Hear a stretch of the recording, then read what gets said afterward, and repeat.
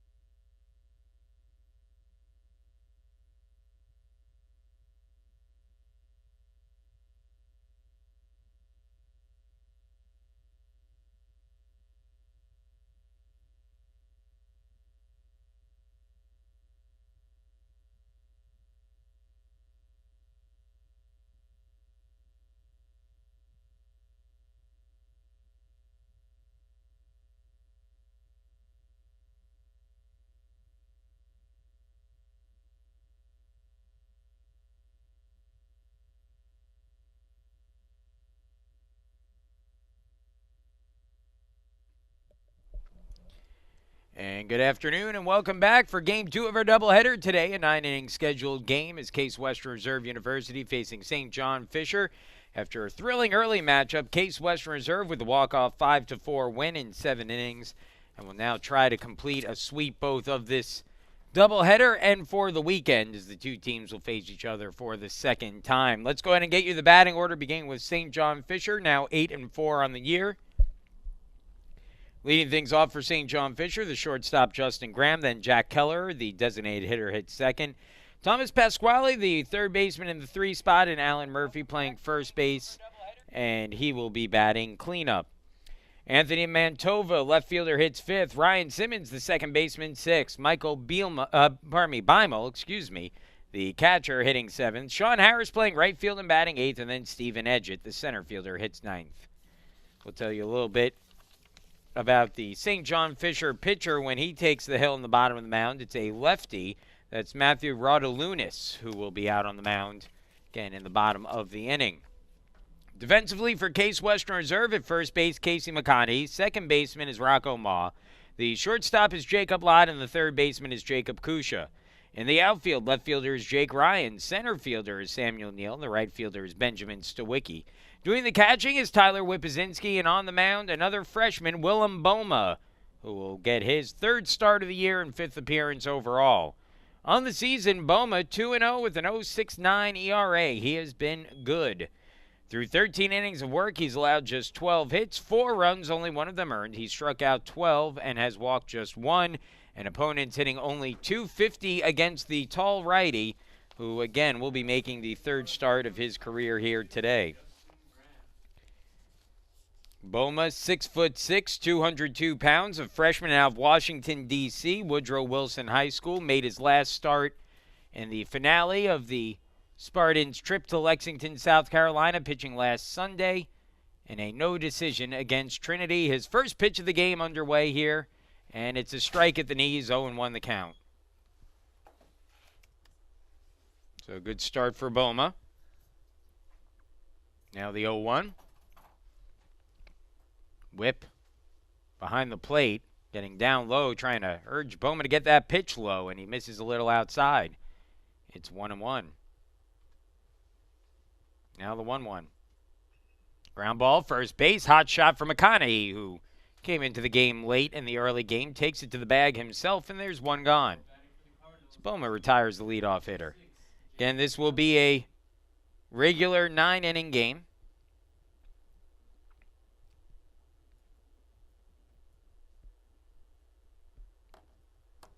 Like our first game, which went 7, as the first pitch fouled back by Kelleher, and the count goes to 0-1. Kelleher hitting a .235 on the year, 2 runs batted in.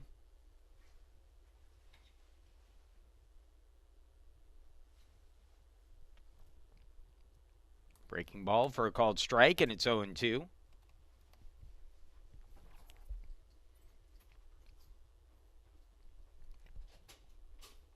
Here's the 0-2 pitch.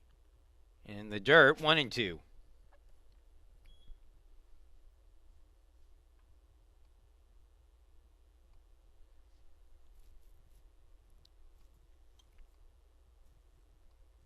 Now the 1-2 offering. Boma sits on the hill, rocks and delivers the pitch. Swung on, hit back to the mound. Boma has it, will jog it halfway himself. After a few big strides, flips it over to McConaughey for the out, 2 retired. Now batting for the Cardinals, third baseman number 21, Thomas Pasquale. So 2 gone now. And that will bring up Thomas Pasquale. Batting at .383 on the year, Pasquale stands in. Boma rocks and delivers. First pitch of the first righty he'll face today. It's in the dirt for a ball, 1-0.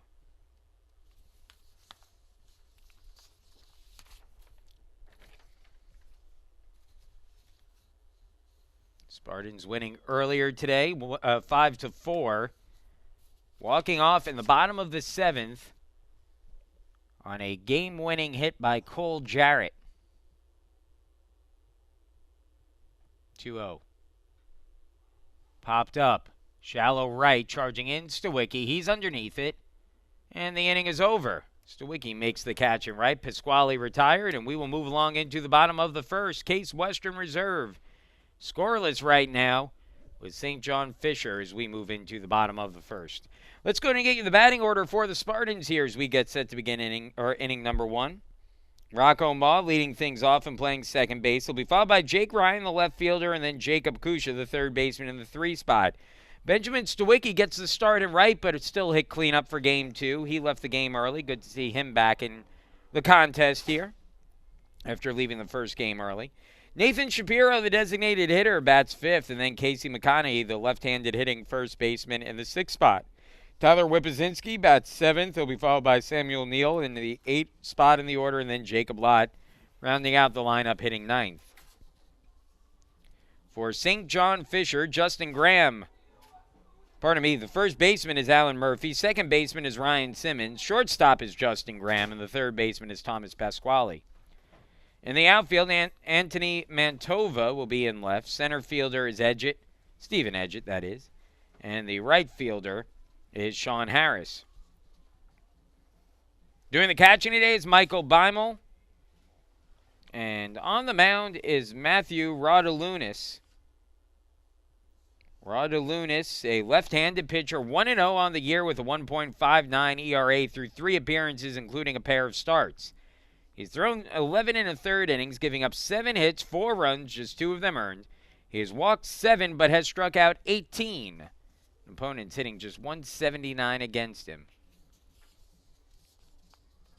Rodalunas, who wears number 40, a sophomore out of Madison, New Jersey. Madison High School, 6'2", 175 pounds. And again, looks to be another tough opponent here for the Spartans this weekend.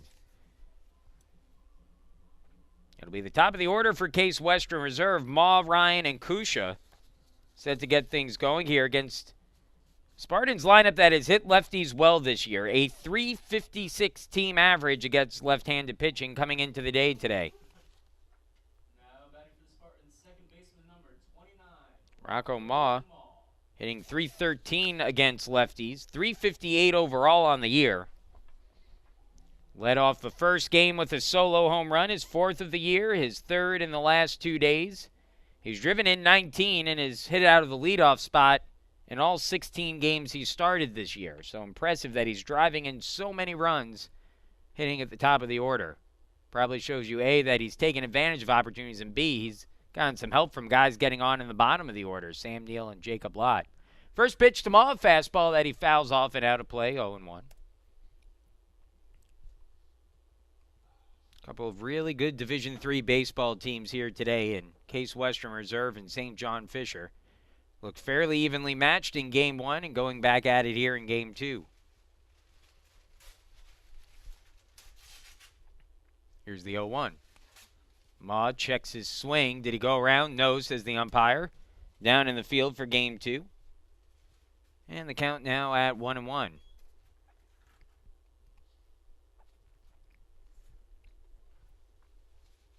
Here's the 1-1 pitch.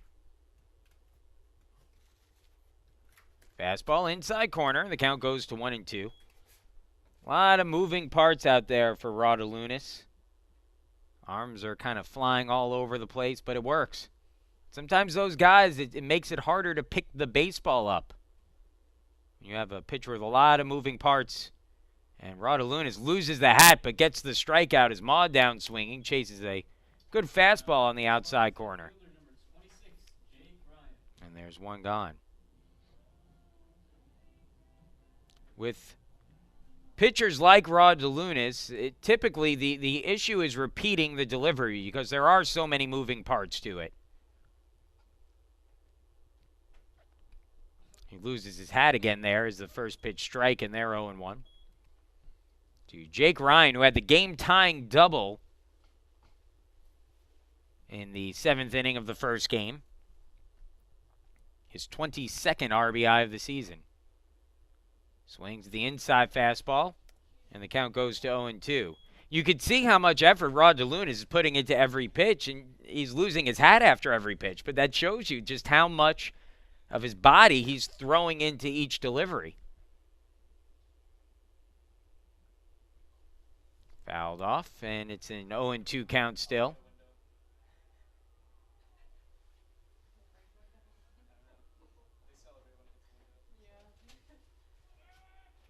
So 0-2 on Jake Ryan.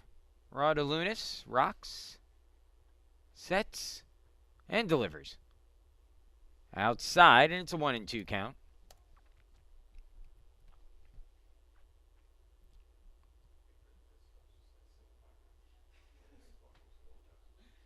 Now the 1-2 again. Raudelunas delivers. In the air. Shallow center field. Coming over now in shallow left and making the catch is Mantova for the out. And there are two retired. So Kusha now to the plate. Kusha 0 for 3 in the early game. His average dipping down to 406. Again, he's been pretty locked in. Was intentionally walked in the 9th inning. Pardon me, in the 7th inning of the game. Earlier today. Raudelunas ready. Here's his pitch. And that one, line drive into shallow right. Diving and not making the grab out there. It fell in front of the right fielder, Harris, and it'll go as a base hit for Jacob Kusha. Well, keep in mind that Ryan Brown, who started game 1 in right field for St. John Fisher, was thrown out of the game, ejected for saying something to the umpire, not sure what. But he will now have to miss this game as well, and so that's why Harris is out in right field. Not to say that Brown would have made that catch or Harris did something wrong there, but something to keep in the back of your mind potentially as the count goes to 0-1 on Benjamin Stawicki, a .375 hitter on the year. Ryan leading from first. Pardon me, that's Kusha leading from first. That one swung on, ground ball through the right side. It's a base hit. Kusha will hold at second. But Stawicki singles through the right side of the infield. And so back-to-back two-out singles, and now the freshman Nathan Shapiro steps up to the plate. Shapiro hitting at .276. And we'll face the lefty here. He's a .286 hitter against lefties this year. First pitch to Shapiro. And he tries to inside out one, fouls it off, and the count goes to 0-1.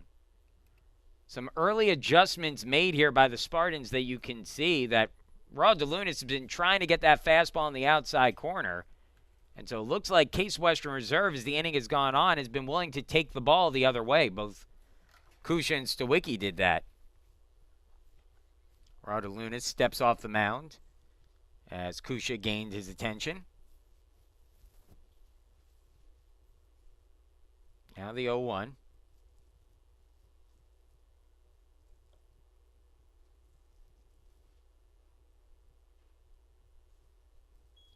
Shapiro wanted a late timeout there, but asked for it a little bit too late. Raudelunas delivered, and Shapiro fouled it back. So 0-2 now on Shapiro.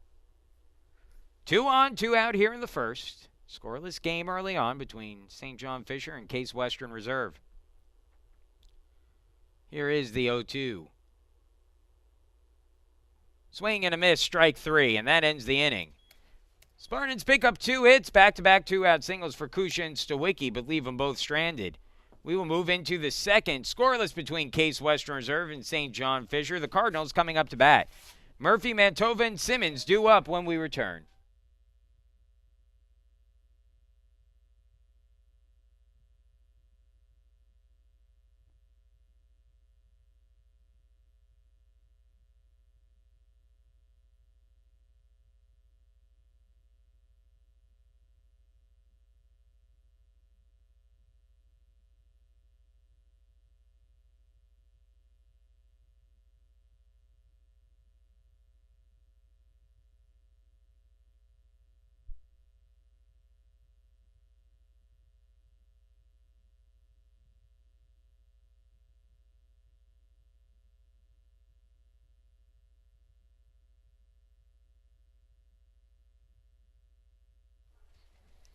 Willem Boma retired the side in order in the first, but he'll face some of the tougher hitters in this lineup. Murphy, Mantova, and Simmons due up for St. John Fisher here in the second.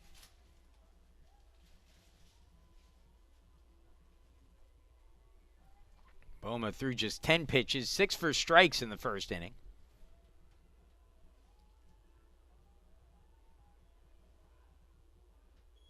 And we are set to get going here for inning number 2. Alan Murphy, left-handed hitter, playing first base today. Batting at .415, the cleanup hitter for St. John Fisher. It is 5th home run of the season. In the first game, a 2-run opposite field shot. First pitch from Boma. He rocks and delivers. In the air, deep towards center. Neal going back, still going back, has room, reaches out and makes the catch for the out. And boy, Murphy has just easy power. Doesn't look like he swings particularly hard or takes big hacks. It's, again, just easy power. So he drove that one to the deepest part of this ballpark, but Neal able to track it down. So one pitch, one out here in the second, and the batter now is Anthony Mantova, who takes it down low for a ball, 1-0.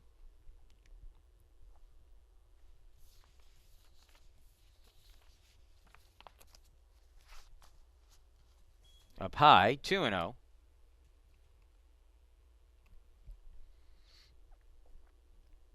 Willem Boma, his third career start. He's found his way into this team's rotation. Little bit above the letters, 3-0.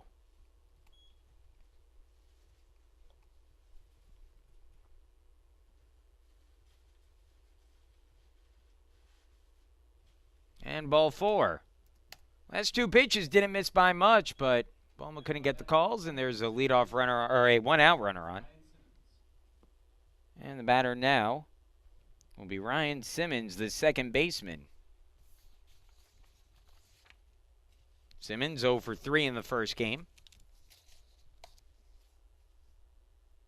Mantova, 2 stolen bases on the year.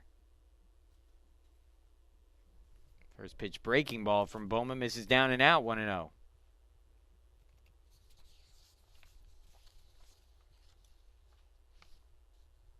Mantova was caught stealing in the first game. As that pitch in there for a called strike, 1-1.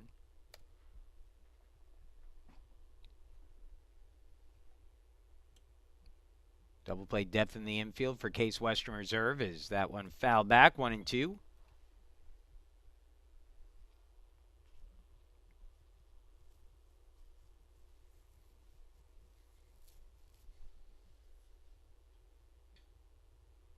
One and two, one away, runner at first. Simmons at the plate. Here's the 1-2 pitch. Runner goes. Curveball taken up high. Throw down to second is in time for the out. Second time today that Mantova has been caught stealing, and there are now 2 outs in the inning. Scored 2-4 on the caught stealing, and now Boma a strike away from getting through the inning unscathed. 2-2, 2 away, bases empty. Here's the pitch. Boma rocks and delivers. In the dirt, 3-2, full count.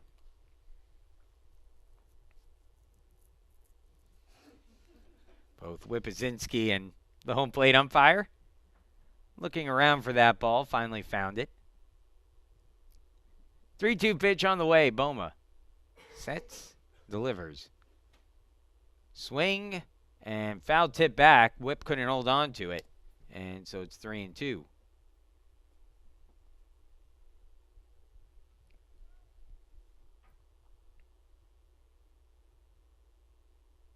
Another 3-2, Boma. Line drive, dying into shallow right, coming in and unable to get to it in right field is Stawicki as it lands in front of him. And that'll be the first hit of the game for St. John Fisher. A single into right field for Simmons. So Simmons on at first, and the batter now will be the catcher, Michael Beimel. And Beimel listed as a switch hitter, but he's batting right-handed here, so we saw this yesterday where there was a batter for Fredonia as Beimel swings and misses, 0-1. who's listed as a switch hitter. And a lot of times guys will come into college, they'll say they're switch hitters or they'll switch hit a little bit and then realize that they have a dominant side of the plate. You don't see a lot of Division III switch hitters. That one hit into shallow right, and we'll get down in fair territory. Stawicki surrounds it, scoops up the ball, but going to third on the play is Simmons. It's now first and third with 2 away. So back-to-back hits with 2 outs here in the second. And Bowman in a little bit of trouble. Batter now is Sean Harris. Harris 4 for 27 on the season, although 2 of his 4 hits have been home runs. He has driven in 6 and a chance to give his team the early lead. First pitch. In the dirt. Good block by Whippazinski. 1-0.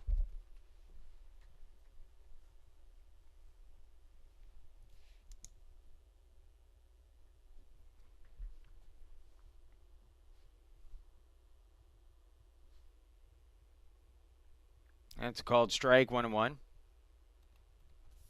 Harris listed as a left-handed hitter, but he's clearly batting right.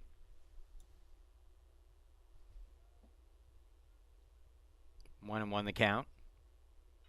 And that's in the air, deep towards center field. Neal going back underneath it and makes the catch for the out in left center. And that will end the second. So St. John Fisher threatens, but unable to get the run across, and the Spartans still scoreless here as they come up to bat in their half of the second. McConaughey, Whippazinski, and Neal due up when we return.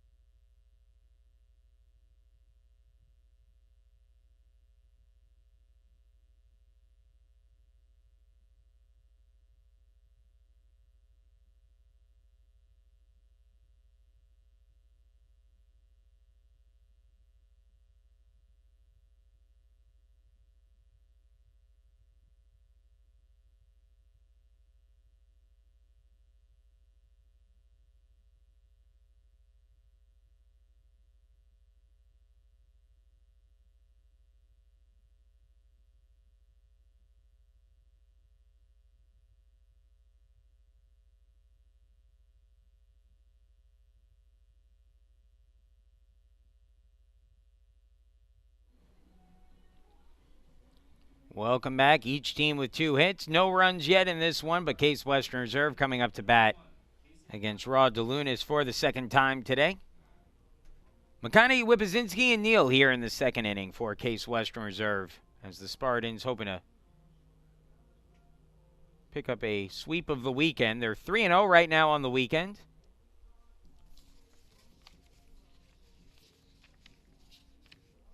Five straight wins for the Spartans. 7 of their last 8 games have been victories. It's a hot team. They've been swinging the bats well. And Casey McConaughey, a .238 hitter, leading things off here in the inning, takes a ball inside, 1-0. McConaughey came in as a pinch hitter and picked up a base hit in the 6th inning. Takes that inside, 2-0. If I'm not mistaken, this is the first left-handed hitter that Rod DeLunas will face today. Matthew Rod-DeLunas, again, a really good record this year, and you can see why it is what it is. He is a talented pitcher. 2-0 on the way.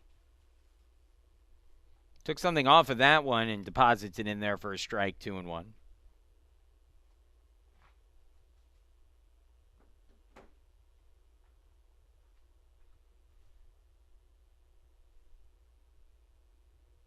Line drive, center field, base hit for McConaughey.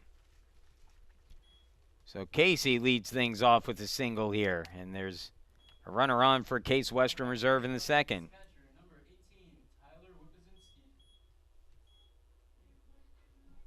So I'll bring up Tyler Whippazinski. Hitting 7th in the order. Whip's average down to 219. Let's see if he can get things going here.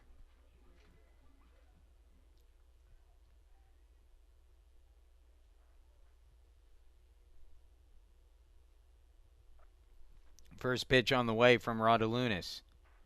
Whip cranks it fouling out of play.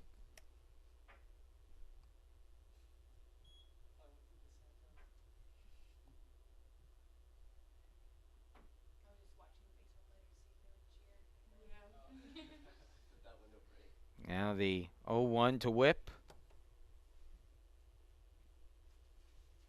Foul back, 0-2.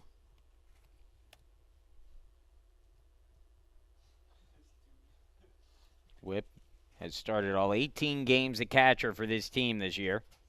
14 of 64 in the season. 4 doubles, a triple, a home run. He's driven in 7.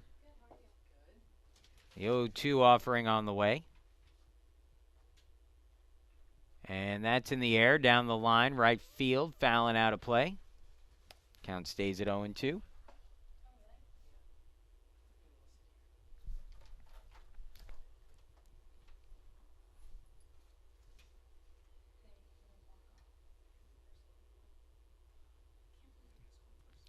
Now the 0-2.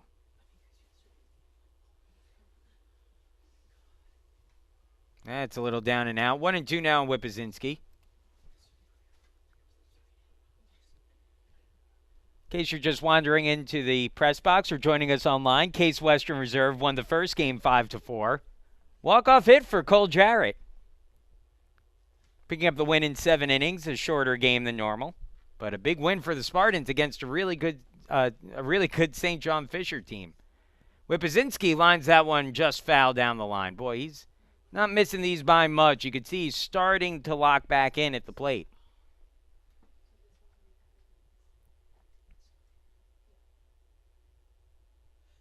One and two the count, nobody out. Here's the 1-2 from Rodolunas. Runner goes. Whippazinski hits that one in the air, deep towards left field, back towards the wall, and it's off the base of the wall. Holding at third is McConaughey. Whippazinski pulls into second with a double, just missing his second home run of the season. And the Spartans have something going here in the second. After a single and a double to start the frame, and one of the hottest hitters on the team, Sam Neal, steps to the plate. Neal batting at .345 on the season. He's 20 for 58.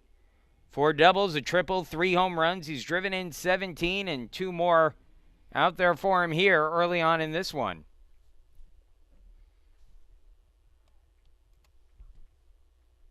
Lefty-lefty matchup here. First pitch to Neal. At the knees, a called strike, 0-1.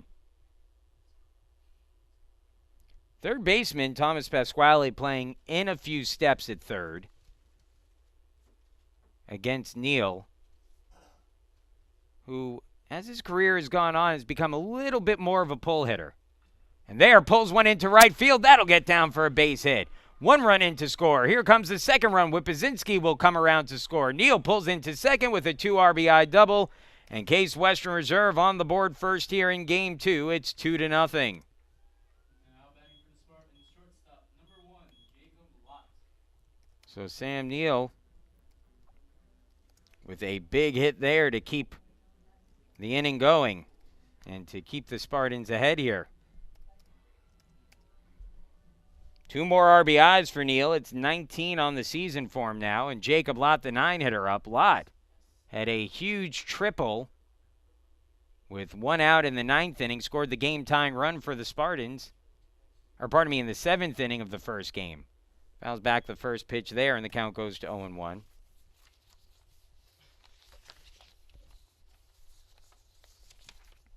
With 1 out in the 7th, Lott tripled to right field. Rocco Maw was hit by a pitch, and then Jake Ryan doubled in Lott to tie the game at 4-4. 2 batters later was the game-winning hit by Cole Jarrett. That ball sent foul down the first baseline, 0-2 the count.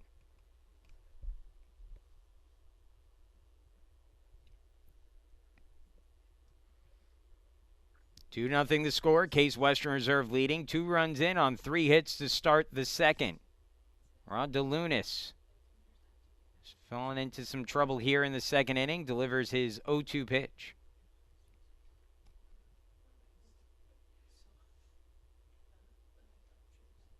Swing and a miss at a ball in the dirt, strike 3. Throw goes down to first to complete the out, and that will be the first out of the inning as Lott down swinging. So Lott retired. There's 1 away now, and that will bring Rocco Maud to the plate. Ma hitting at .353 on the season, 4 home runs and 19 runs batted in, 0 for 1 in the game today, with a strikeout swinging in the first. Was 2 for 2 with a walk and a solo home run in the early game. First pitch to Ma. And Ma lifts down the air, right field. Harris a few steps over, makes the grab for the out. Holding at second base is Neal. The throw comes in straight to third. Is a little offline, but Neal wasn't going anywhere, and that will be the second out of the inning. So 2 gone now, and Jake Ryan to the plate.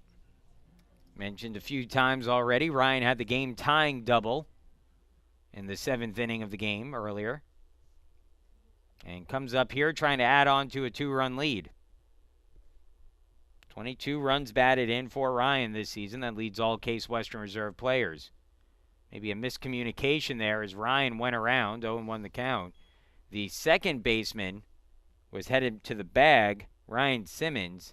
And I'm not sure if he thought there was going to be a pickoff there. As, again, he was moving back to the bag. Typically, if you see the second baseman going to the bag, the pitcher isn't going to throw home because he has someone out of position. Now the 0-1. And this time, Rod DeLunas steps off. A little bit of a cat and mouse game going on now with Rod DeLunas and Neal. And now joining in on the fun is Simmons at second base. He'll step back into position as the pitch comes on the inside corner to Ryan, 0-2.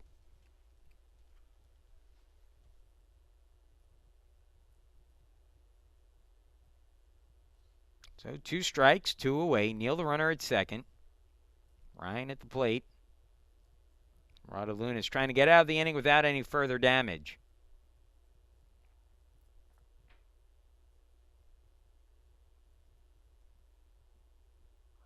And comes inside, and Ryan fouls that one off.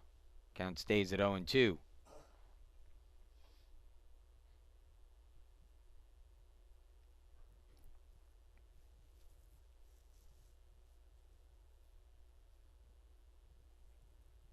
Here's the 0-2 pitch. Breaking ball, a little bit outside. 1-2 the count. Boy, Rod DeLunas has been pounding the strike zone today. Through 2 innings, he's thrown a lot of pitches, 35, but 29 of them have been in the strike zone. It's a pretty high percentage. 1-2, up high, 2-2. He's allowed 5 hits so far. 2 runs have come across, both on a double by Sam Neal just a few moments ago. 2 outs on the inning. Neal's still at second. 2-2 on the way to Ryan. And it's inside, full count, 3-2. Jacob Kusha is out on deck. He singled in his first at bat. 3-2 to Ryan, who can make you pay if you just try to throw get me over pitch. 3-2. And he swings and misses, strike 3, and that ends the inning. However, the Spartans strike first in this one. 3 straight hits to start the inning, including a 2 RBI double by Samuel Neal, who drives in a pair of runs and gives Case Western Reserve a 2-0 lead. 9-1-2 due up this inning for St. John Fisher. Edgett, Graham, and Kelleher due up when we return.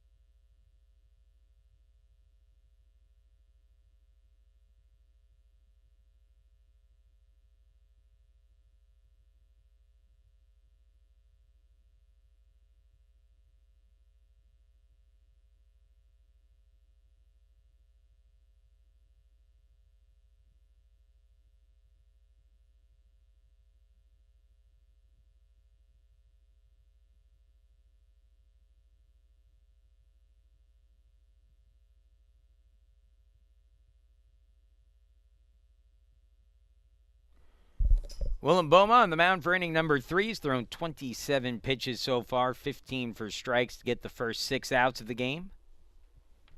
He's given up no runs, 2 hits, and will face the 9-1 and 2 hitters for St. John Fisher. First pitch swinging, ground ball hit up towards the middle. Diving attempt by Lott, gets up, throws to first in time for the out. Put a circle around that one, Jacob Lott. Nice play at shortstop.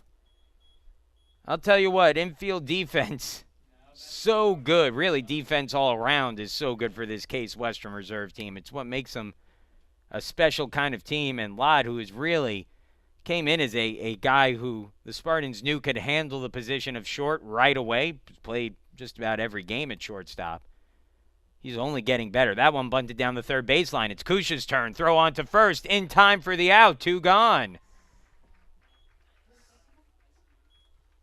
Boy, oh boy, some good infield defense. Graham is retired, and that's 2 quick outs for Willem Boma.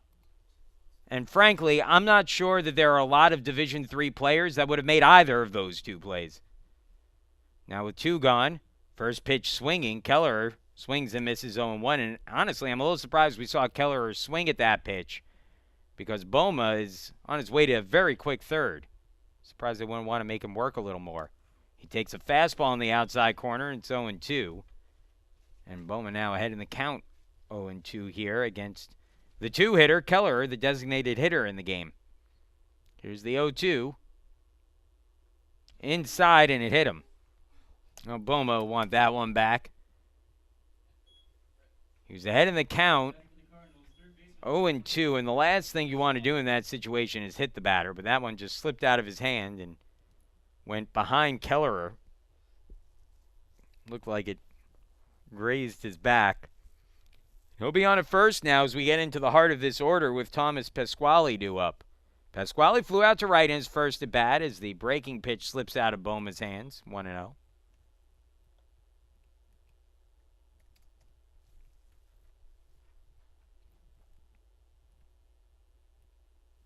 Now the 1-0. Swing and a miss, 1-1. Looked like he took a little off of that.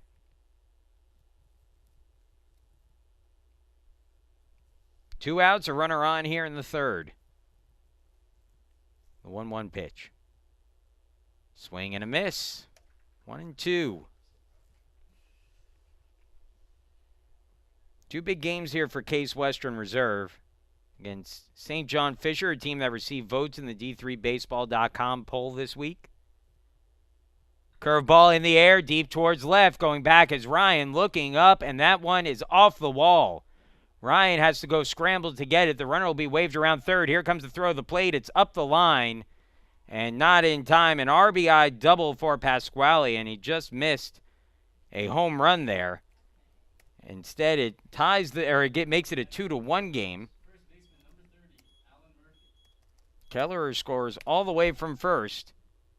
And the tying run now on its second for Alan Murphy, the cleanup hitter for St. John Fisher. Murphy flew out to the deepest part of the ballpark his last time up. Straightaway center field sent Neal all the way back to the edge of the warning track. First pitch. Lifts that one fouling out of play. 0-1 on Murphy, who's hitting at .407 on the year. 5 home runs, 22 RBIs. Set it in his first at bat of this game, but he has easy power, you could see. Ball just jumps off his bat. A little bit out in front of the curveball there and fouls it off. So the count now at 0-2.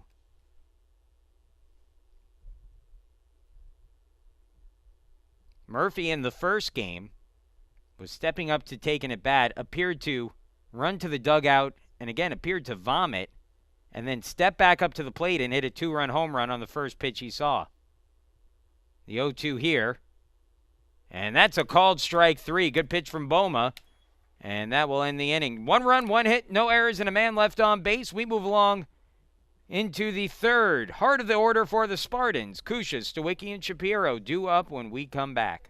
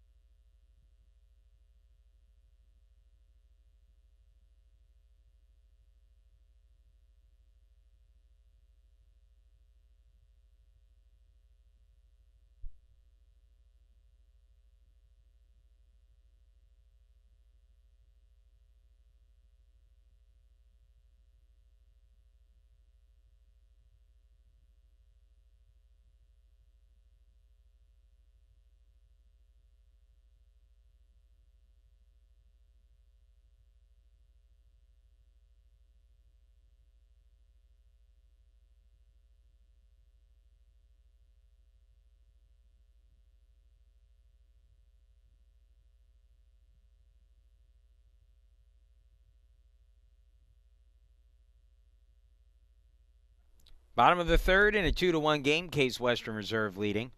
Kusha, Stawicki, and Shapiro. Heart of the order for the Spartans here in the third. Kusha batting a .415 on the year. Picked up a base hit in his first at bat of the game.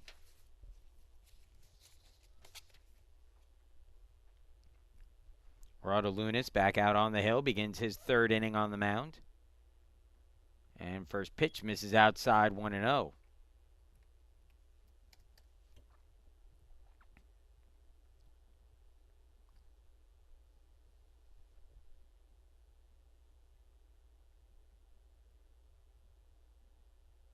Swing and a miss there from Kusha, 1-1. Mentioned that Radulonis has that delivery. It's a lot of moving pieces to it, is the phrase I've used, and it's a lot of times it's tough for guys with deliveries like that to replicate it, and that often results in a lot of pitches that are, lack of control is probably a good way to phrase it. That ball hit in the air, shallow right, dropping quickly, coming in, and it's in between everybody out there for the second hit of the game for Kusha. That, though, going back to that point, that's not been the case for Radulonis from what we've seen so far today. Again, 41 pitches for him now, 32 strikes, which is a pretty high percentage of strikes. So while he's been a little hittable, he has certainly been around the strike zone the entire game.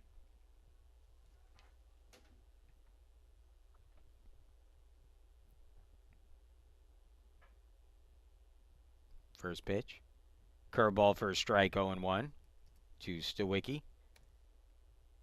A very different pitcher is Radulonis with runners on base than what we saw from our two pitchers in the first game. Both Nick Denovi for Case Western Reserve and R.J. Kuritz for St. John Fisher. Those two in the early game, very quick, work quick to the plate. Radulonis is going to take his time, especially when there's a runner on base.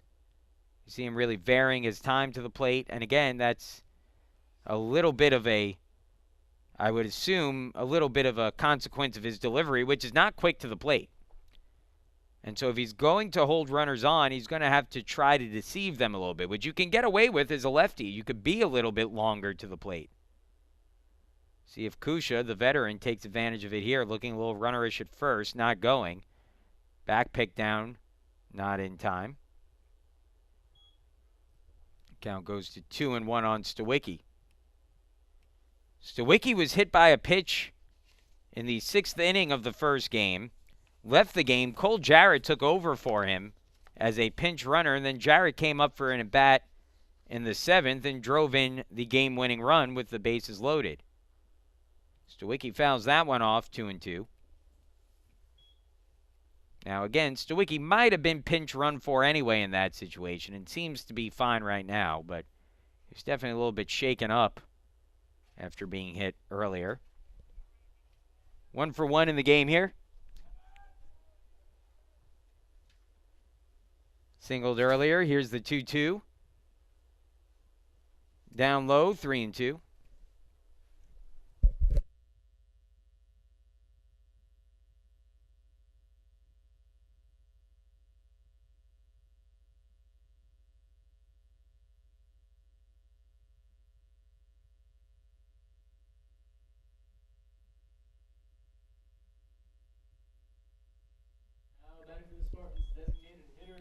And that's ball 4 issued to Stawicki, so 2 on with nobody out. Second straight inning, the Spartans have had the first 2 base runners on.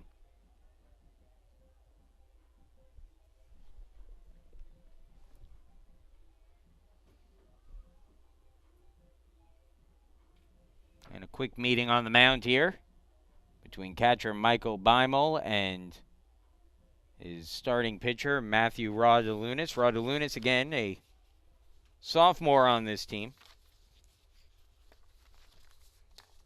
Out of Madison, New Jersey, the southpaw facing Nathan Shapiro, who is 0-for-1 with a strikeout swinging. Double play depth, actually defending against the bunt as Shapiro misses it. Throw goes back down to second, not in time. I believe a ball at the plate. I don't think Shapiro offered it that one. Let's see what the umpire says. Nothing yet, so we'll go with 1-0.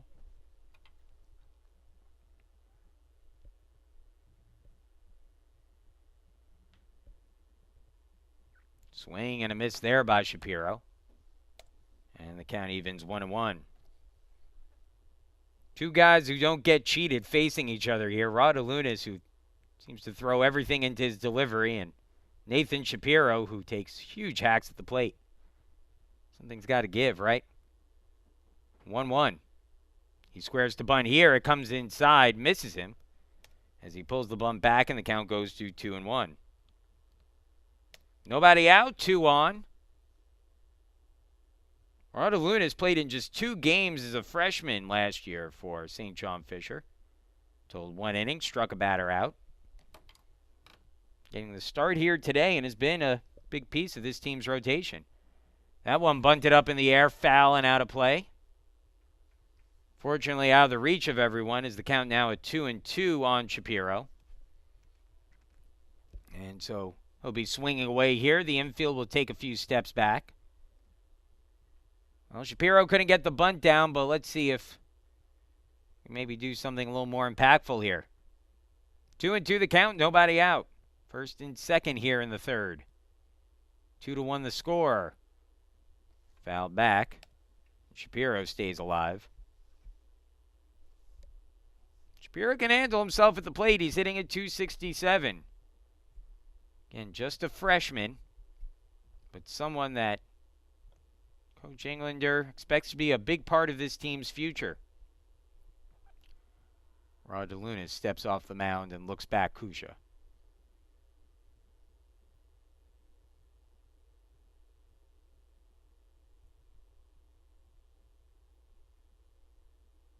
Here's the 2-2.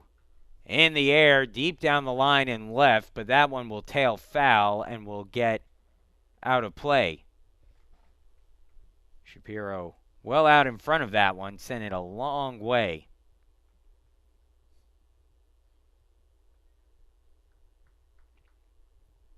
Boy, you could just see already that if Shapiro can put it all together, he's got a chance to be a really, really dangerous hitter. It's great that he's getting some time as a freshman to begin to adjust to this level. 2-2. Curveball hit softly out. Nope. Went off his foot. And so the count stays at 2-2. That one probably would have been as good as a bunt if it had stayed fair. I have to imagine Rod Alunis' only play would have been over at first. Keep in mind, by the way, that's a tough play for a pitcher to make, a left-handed pitcher to make. He's charging in and then has to spin around and fire to first. A little bit easier for the right-handed pitcher. 2-2. Swung on, that one nubbed down the third base line. 2-2 still. In fact, on that play, Rod Alunis might have come up looking to throw to third on the previous play. Just because that's a little bit easier for that left-hander to turn around and whip it in that direction. 2-2 the count on Shapiro. He's done a nice job fighting off some pitches. 5 straight foul balls. Here's the 2-2. Inside, ball 3. Full count, 3-2. Next pitch will be the 10th of the at-bat. Rod Alunis already up to 56 pitches in the game.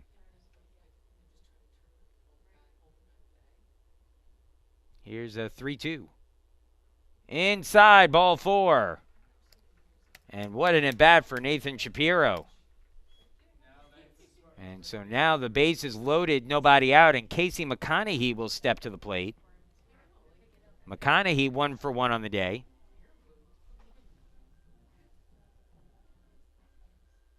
Rod Alunis, the left-handed pitcher. A lefty-lefty matchup here. However, lefties 2 for 2 against Rod Alunis so far today. McConaughey and Neal each picking up hits in their only at-bats. McConaughey hitting at 273 overall. He's picked up hits in both of his at-bats today. One in early game and one earlier in this one. First pitch low for a ball, and McConaughey ending the count with nowhere to put him.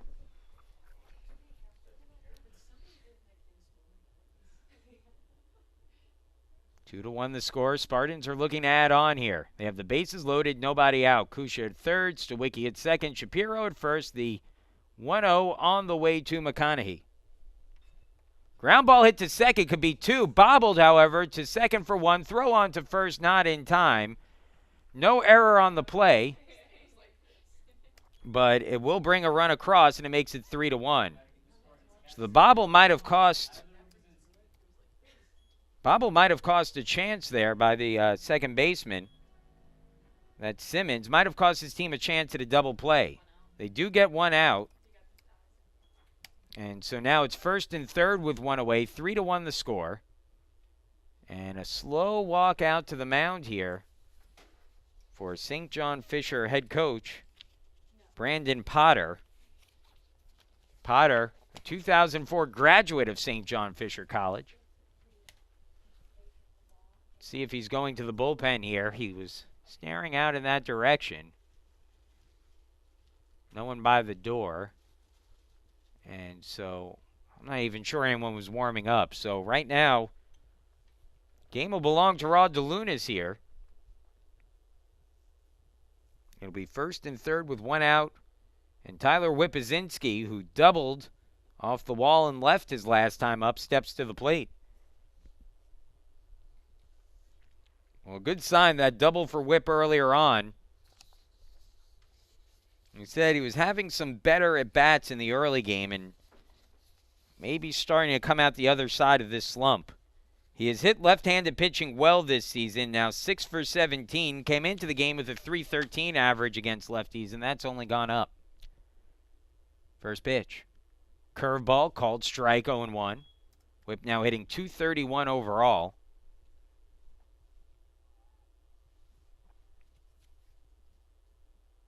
So in the season, 6 of his 18 hits have been against left-handed pitching. Pardon me, 6 of his 15 hits, I should say. Swings, lines that one down the line, but just foul. And it's 0-2. Well, that's why you lead off in foul territory there if you're Benjamin Stawicki, and you always see runners at third lead off in foul territory. Reason being is that if you get hit by a ball, which Stawicki almost did there, it's not an out. If you get hit by a ball in fair territory, get hit by a batted ball, you would be automatically out. Now the 0-2. Fouled off again by Wipazinski. Count stays at 0-2. So yeah, always in those situations, you're going to see the runner at third lead off down that foul line there and the foul side of the line. Here's the 0-2. High in the air, deep down the line and right. But again, fouling out of play. Count stays at 0-2. So Rod DeLunas now up to 63 pitches in the game. Still just 1 out in the third.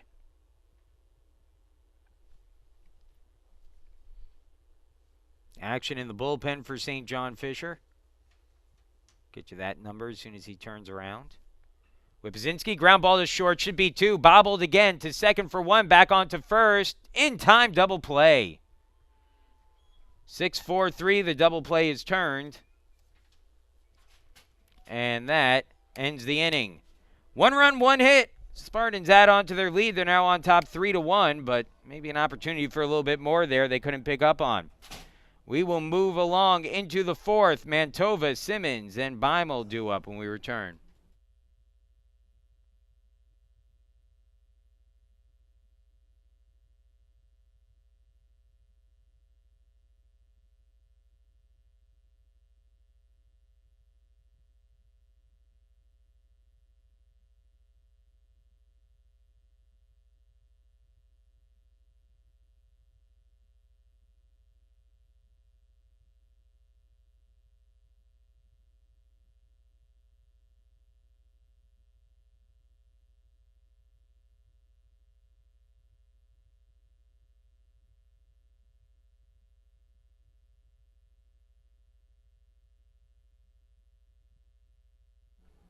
Three to 1 the lead. Case Western Reserve on top. 1 run, 3 hits, no errors for St. John Fisher. 3 runs, 6 hits, no errors for Case Western Reserve in this one. Boma with another run to work with here. A 3 to 1 lead after the Spartans added 1 in the bottom of the third. We begin the fourth. Boma 39 pitches to start the fourth inning. 25 for strikes. Again, working with a well-rested bullpen behind him. I would imagine Kutchke is the only one who is unavailable today. I saw Kutchke before the game, and he was kind of goofing around. You might have seen him on your screen running around to try to get some of the foul balls that he's been chasing down. And he said, hey, go through 80 pitches yesterday, pitched 5 innings, picked up the win, his 4th win of the season out of the bullpen. He said, hey, listen, I'm ready to go today. They just won't let me pitch after throwing 80 yesterday. So, guy with a rubber arm and a good attitude. Called strike there, and the count goes to 0-1, but certainly Coach Englander and Coach Callahan much happier to let some of those other guys get an opportunity out of the pen today after some heavy lifting yesterday for Kutchke. May not need it here. Well, hopefully won't need it here. Bowman's pitched real well so far. Giving up just 1 run on 3 hits, and starts off the inning against Anthony Mantova, a .391 hitter on the season. That one misses for a ball, 2-1. Mantova walked in the second.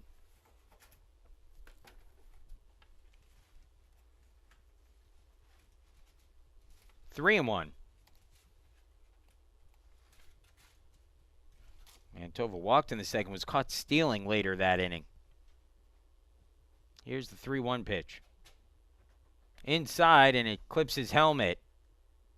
And Mantova, I believe it got his helmet. Yeah, there he goes. He's going down to first now.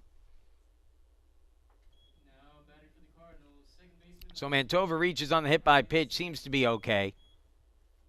Looked like it got him in the ear flap, and probably one of those situations where the helmet absorbs a lot of that impact, but at the same time, that is scary when a 6'6" guy is standing on the mound and is launching a projectile right at the side of your head. Mantova okay. And a quick meeting on the mound here between Boma and his veteran battery mate, Tyler Wipazinski. This is the part of the order that has given Boma a little bit of trouble. Ryan Simmons at the plate now. He's singled in the second.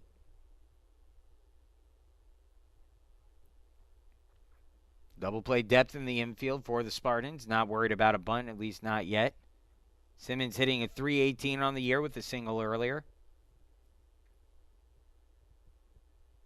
Checks his swing, holds, and the count goes to 1-0.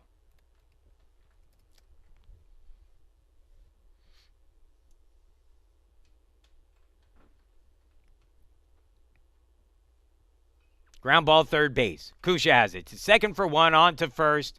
In time, double play turn. 5-4-3 on the ground ball double play, and there are 2 outs.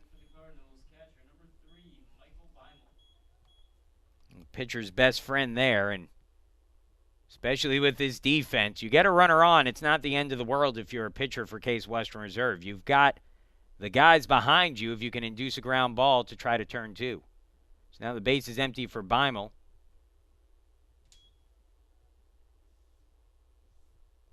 First pitch a called strike, 0-1.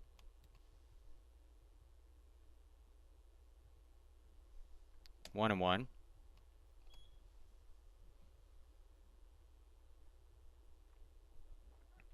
Beimel singled in his first at bat. He's hitting a .273 on the season. Boma rocks and delivers. Up high, 2-1.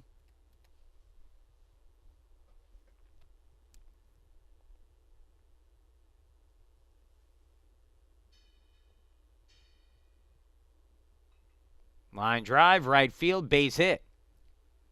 Boy, Beimel's done a good job of that today. Just going with the pitch and dunking it into right field.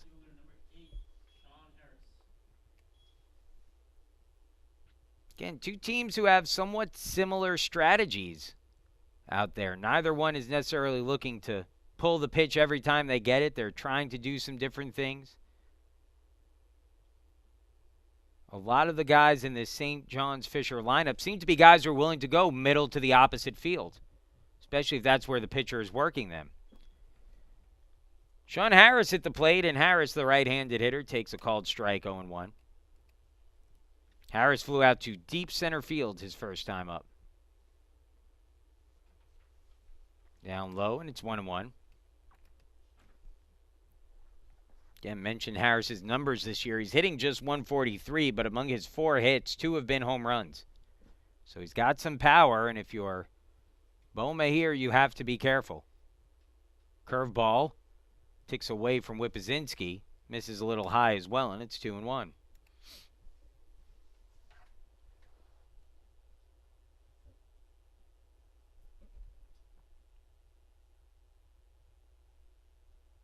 Two one on the way.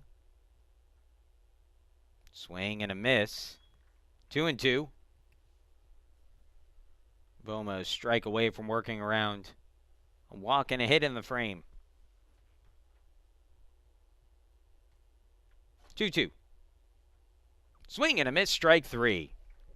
That ends the inning. Second strikeout of the game for Boma. We are now through 3.5. And the Spartans have a 3-1 lead over St. John Fisher. Bottom of the 4th inning, bottom of the order for the Spartans. Neal and Lott to be followed by Rocco Ma, 8-9-1 when we return.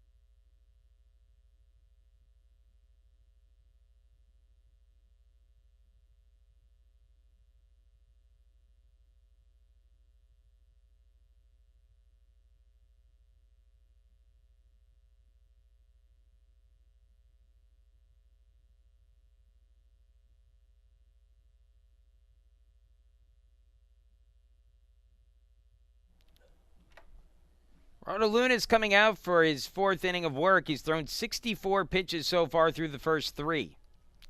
I'll hope for a quicker inning here in the 4th. Facing the bottom of the order, it's Neal, Lott, and Ma, but boy, that's a talented bottom 3 to have to go through. Not your typical lineup the way that it's constructed, where you have run producers in the top 2 spots in the order, Ma and Ryan, but then you have guys that can get on base at the very bottom of the order in Neal and Lott. And so what that ends up happening, it explains why your 2 top RBI guys are in the top 2 spots in the order, Ma and Ryan.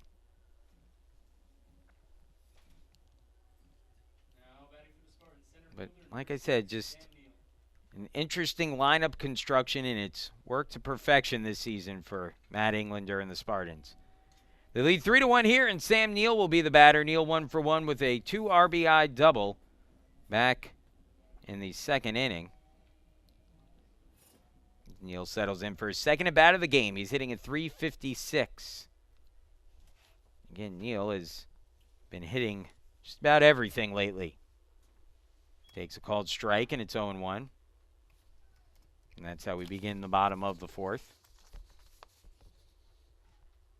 Neal entered the game as a .267 hitter against left-handed pitching.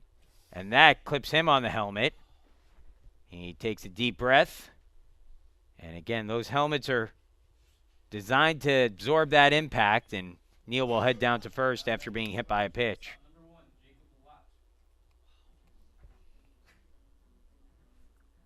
Again, it's one of those you're never super happy to see, and it's always uncomfortable when you see it, but those helmets are built to take that impact. What you're concerned about is when it misses the helmet.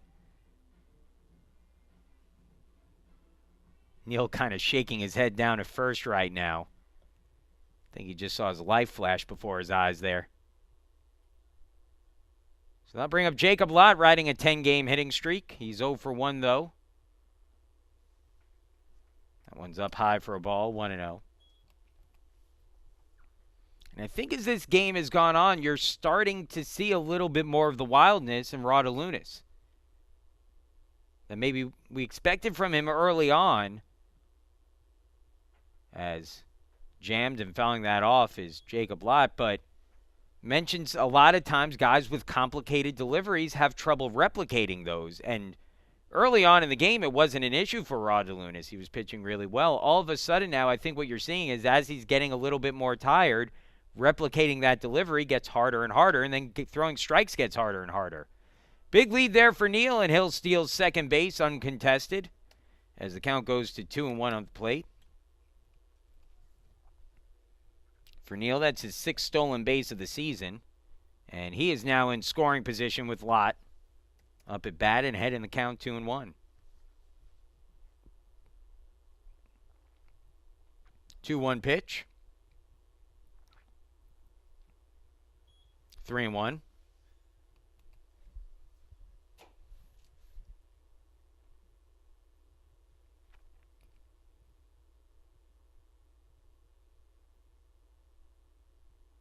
Neal takes his lead from second. Lott ahead in the count 3-1. Here's the pitch from Rod DeLunas. Up high, ball 4, and there's the walk. So Lott reaches, and mentioned it earlier that the guys who drive in runs for this Case Western Reserve lineup are at the top of their order, and this is why they've been successful at that, because Maul coming up after both Neal and Lott reached, and now a call to the bullpen as Rod DeLunas' day will be over. St. John Fisher, the first to the bullpen and through the first 2 games today. Our first relief pitcher of the day. We'll be back in just a sec. Let you know who the new pitcher is when we return.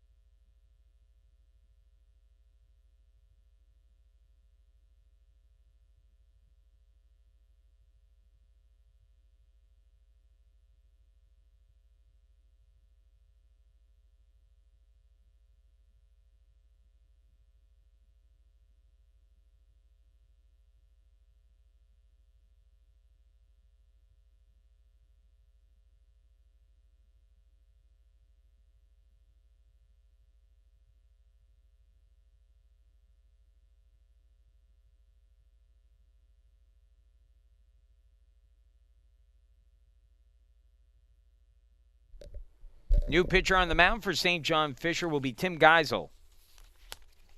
Geisel, making his 4th appearance out of the bullpen this season, has 2 saves and no record. A 3.12 ERA through 8 2/3 innings. The lefty has given up 8 hits, 4 runs, 3 of them earned, 3 walks, and 8 strikeouts. As Rocco Maw stands in, back to the top of the order for the Spartans with 2 on and nobody out.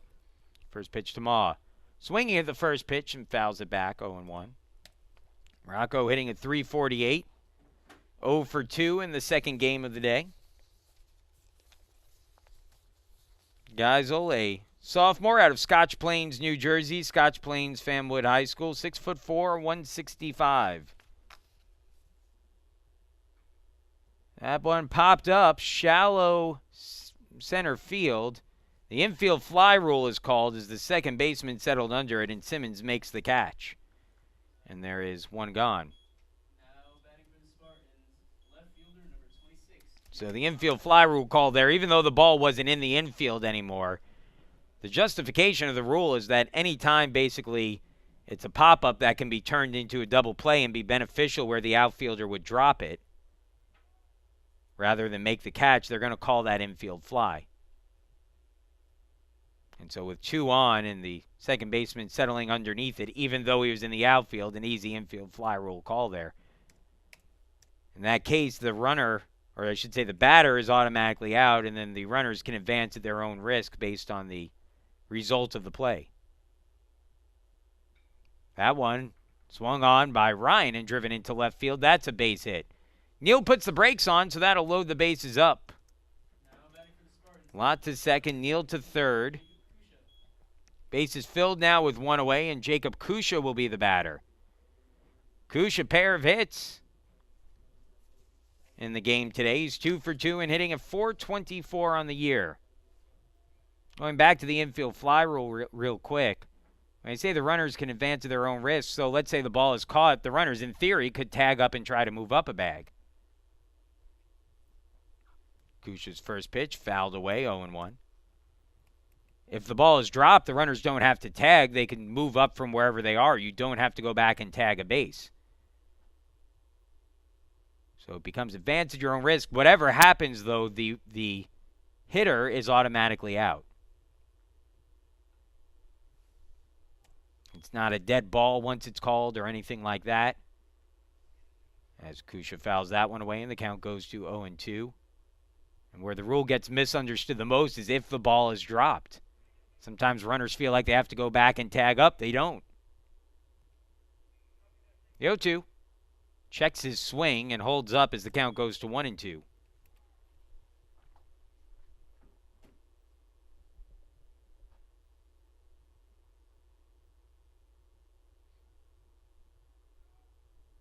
You'd be surprised how many Major League Baseball players don't fully understand the infield fly rule.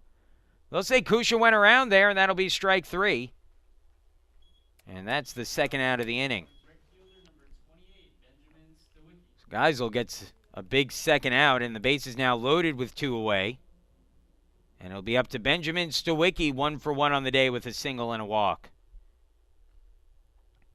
Chance to add on here for the Spartans. Neal at third, Lott at second, Ryan at first. Bases loaded, 2 away. Stawicki hitting a .388, lines it to the first baseman, who can't field it cleanly, but it's knocked down, and taking it to the bag himself is Murphy for the final out of the inning. And so that will end the 4th. No runs on a hit. The Spartans leave the bases loaded. We'll move into the 5th. 9, 1, and 2 for St. John Fisher. Edgett, Graham, and Kelleher due up when we return.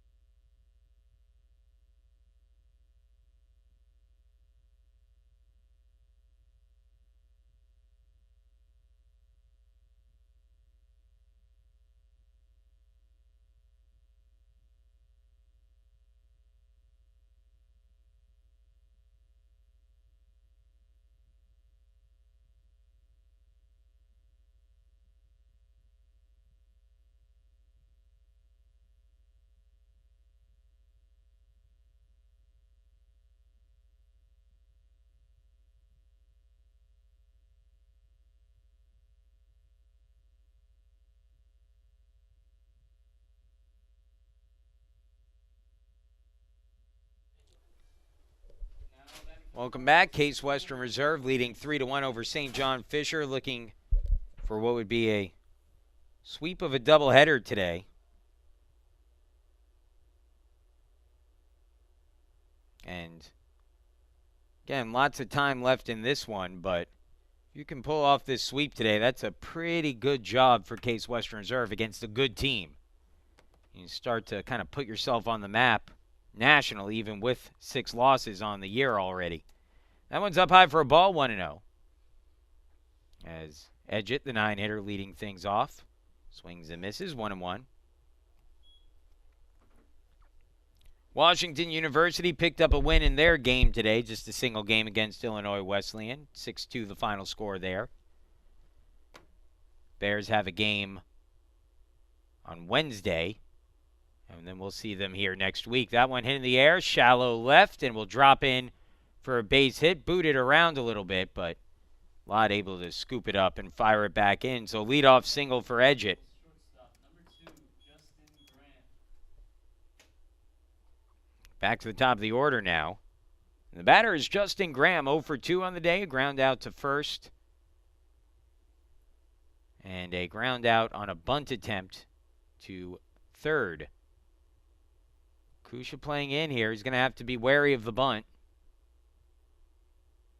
No signs of bunting there as Graham takes it outside for a ball, 1-0.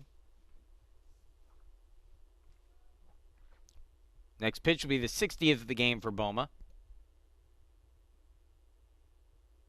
Swing and a miss. 1-1.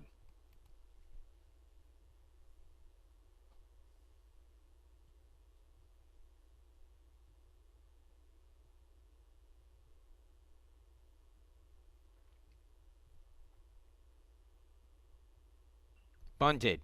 First base side, tough play. Scoop, flip over, and it's in time. Willem Boma with a glove flip over to Casey McConaughey covering it first in time to get the out. It'll go as a sacrifice bunt. Designated hitter, number 6, Jack Kelleher. Although, certainly, I think it would be fair to say that Graham was bunting for a base hit there, but it'll go as a sacrifice as he moves the runner up 90 feet. Edgett now on at second with one away. Tying run at the plate in Kelleher. And he swings to the first pitch and pops it up. Shallow left. Lott back. Calls off Ryan and makes the catch. And that will be the second out of the inning. So 2 quick outs there. Now batting for the Cardinals, third baseman, number 21, Thomas Pasquale. So now Thomas Pasquale steps up. Pasquale 1 for 2 on the day. A fly out to right and an RBI double in his last at bat. Driven in the only run so far today for the Cardinals in this game.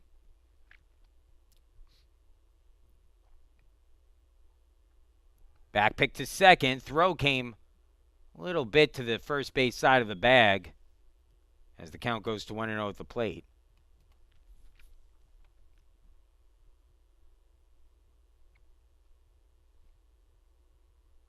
Whip usually puts a little bit more on those, and you wonder if he's starting to feel the effects of catching 4 games in 2 days. Swing and a miss, and it's 1-1. Good breaking pitch there for Boma.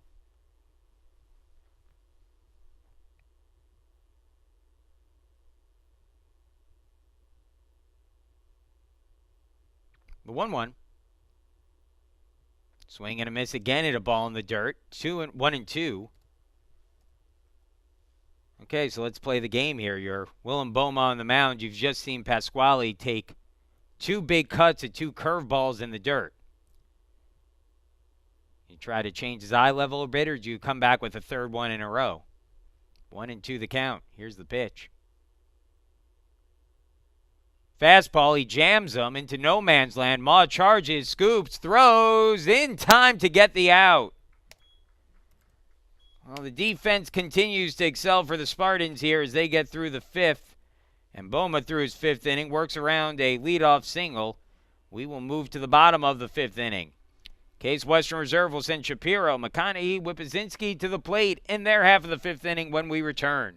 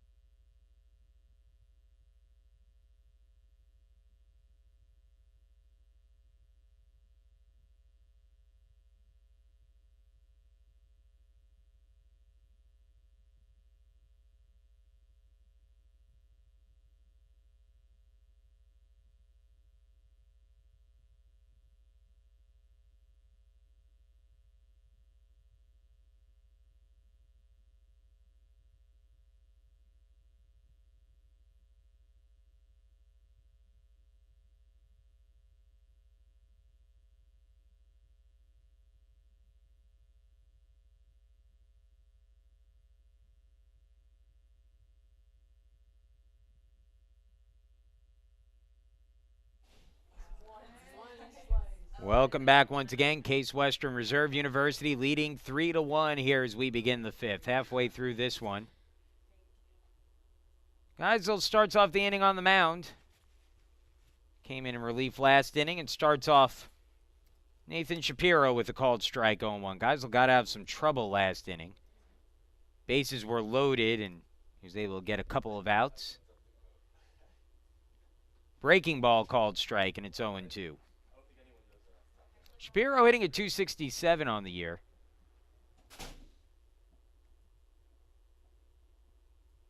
.02 on the way. Fouled back. Count stays at 0-2.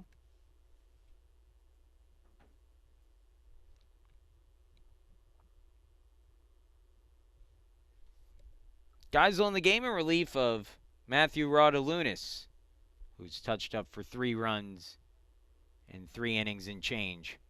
Another one fouled away, 0-2 the count. First relief pitcher we've seen today. Both starters went the full 7 innings in the early contest. The 0-2.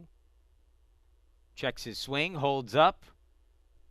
Umpire in the field agrees, and it's 1-2.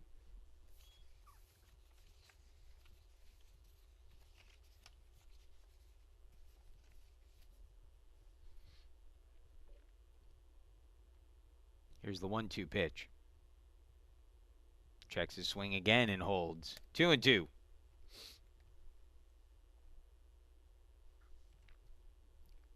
Shapiro struck out swinging in the first, walked in the third. Had some nice at-bats here so far today. 2-2. Line drive, center field, base hit. And again, we see Shapiro, who fell behind in the count, able to work out a base hit. And the Spartans have the leadoff man on. That is the 4th time in the last 4 innings that the Spartans have put the leadoff man on base. Scored in 2 of the last 3. See what they could do here in the 5th. Casey McConaughey coming to the plate. McConaughey 1 for 2 on the day. A single and a run scored in the second. Reached on a fielder's choice that scored a run in the third. 1-0 count on McConaughey.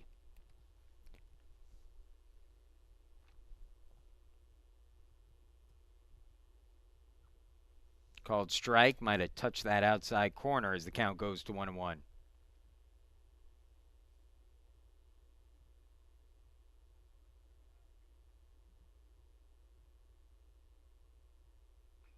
Ground ball through for a base hit. Second hit of the game for McConaughey. Shapiro rounds the corner at second. He'll come sliding into third. No throw. And back-to-back hits to start the 5th. Well, Case Western Reserve has been threatening all game long. They've gotten 3 runs up already. And a chance now to really put some distance between themselves and the Cardinals. Double play depth in the infield. As St. John Fisher will trade a run for 2 outs, if they can get it. Whipzinski grounded into a double play his last time up. First pitch swinging.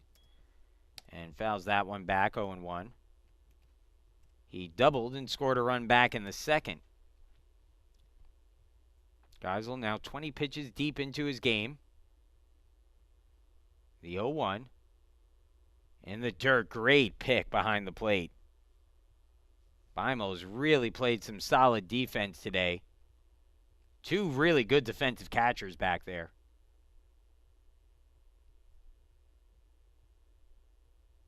Here's the 1-1. Called strike on the outside corner, 1-2.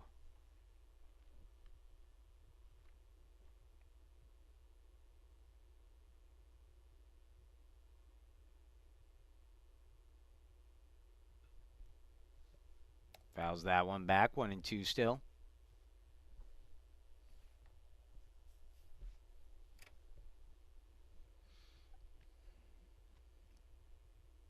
One and two, nobody out. First and third for the Spartans. Ball's laced into shallow left field. It's a base hit.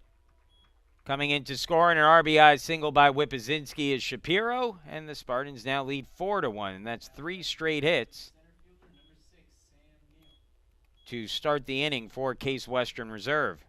McConaughey stops at second, so first and second now with nobody out, and Sam Neal, who has been on base twice, comes to the plate.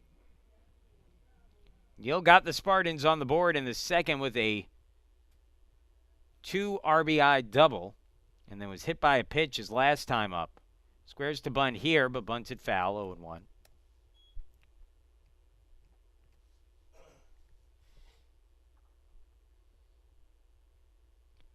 That's kind of the last little piece of Neal's game that he hasn't been locked in on this year, and that's those bunts.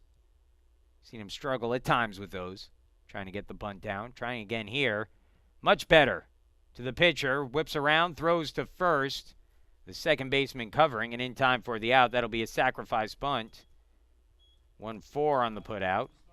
Whip and McConaughey both move up a bag, and it's second and third now with one away for Jacob Lott. But, you know, for Neal, with his speed coming out of the left-handed batter's box, he could raise his average maybe 40 points or so if he can really nail down a few of those bunts. In the meantime, as the infield starts to sneak in for St. John Fisher, the head coach pops his head out of the dugout, and Bradley Potter will signal to his bullpen he wants to make a pitching change here. So second and third, one away, a 4-1 game, and we're going to have a pitching change coming up with Jacob Lott due up next. We'll get to the new pitcher coming in when we come back.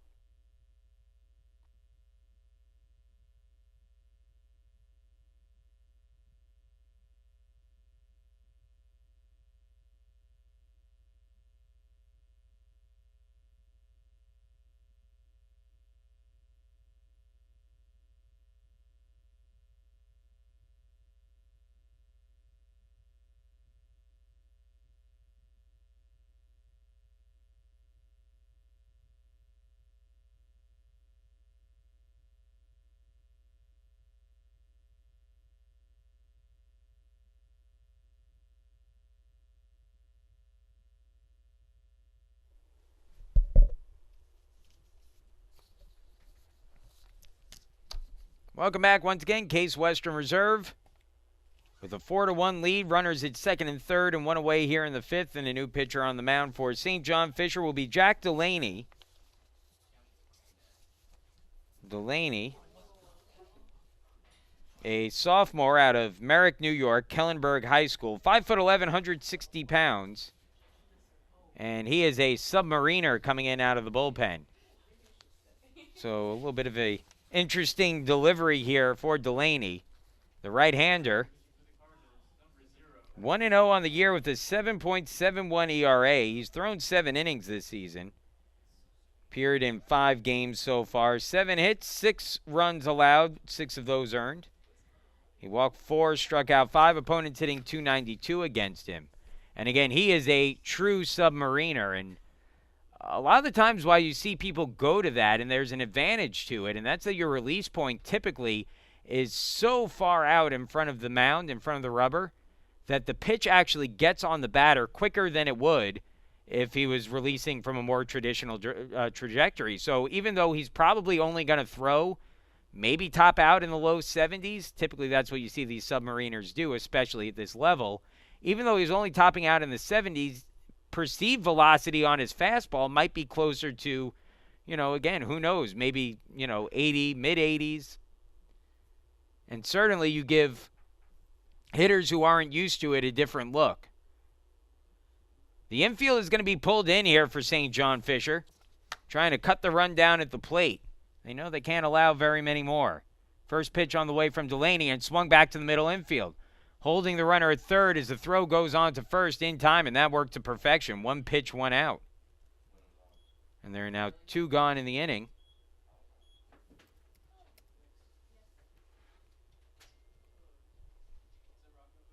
And that will bring Rocco Maud to the plate.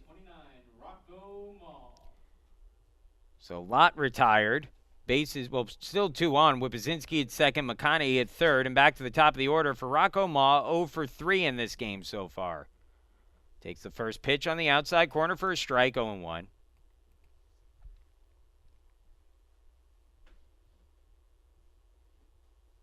Now the 0-1.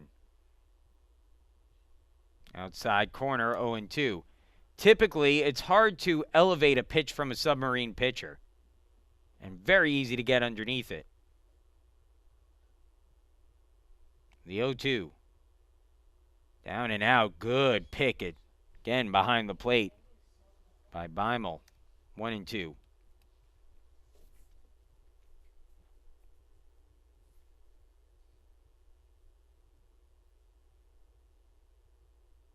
Swung on. Fouled off. Count stays at 1-2.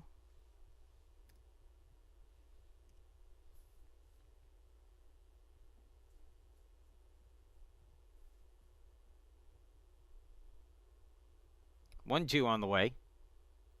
Inside. 2-2. Not to mention, and the perceived velocity stuff aside, you also have the advantage from this delivery of a unique arm angle. That one's fouled off. So hitters who are used to seeing from the left-handed side of the plate all day long today, a more conventional delivery. Here they're seeing a right-hander coming at them with the ball coming from almost behind them. Might take an inning or two to adjust. That ball grounded hard to short. Fielded cleanly there, and the throw on to first in time for the out. And Delaney works out of the jam.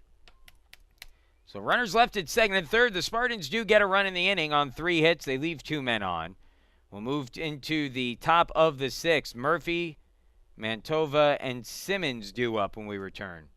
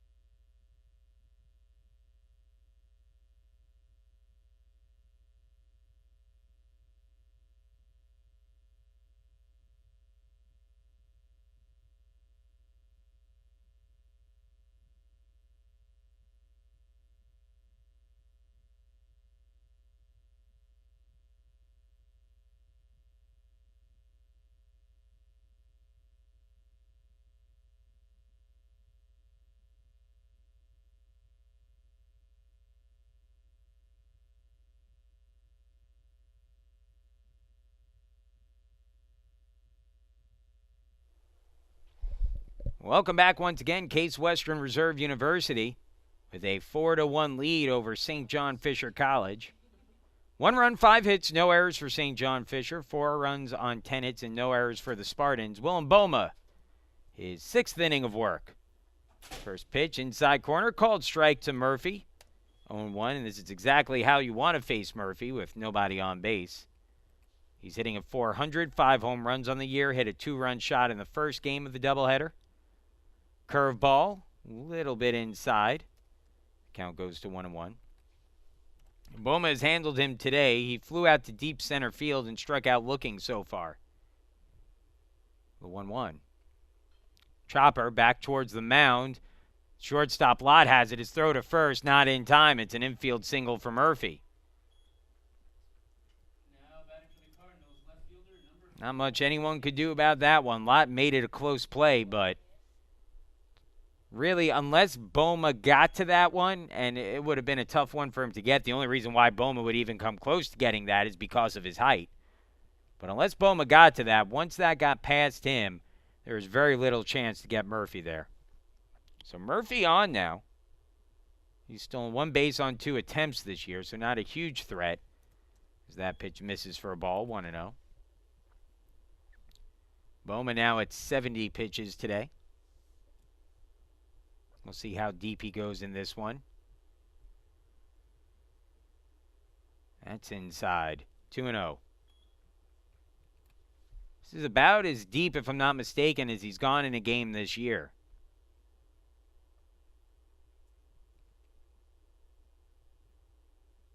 2-0 pitch.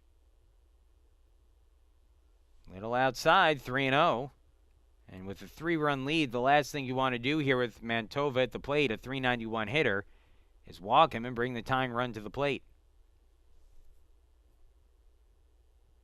And that's what'll happen here. Mantova draws the walk. Murphy to second base. And now Ryan Simmons will step up. Simmons 1 for 2, a single, and grounded into a 5-4-3 double play.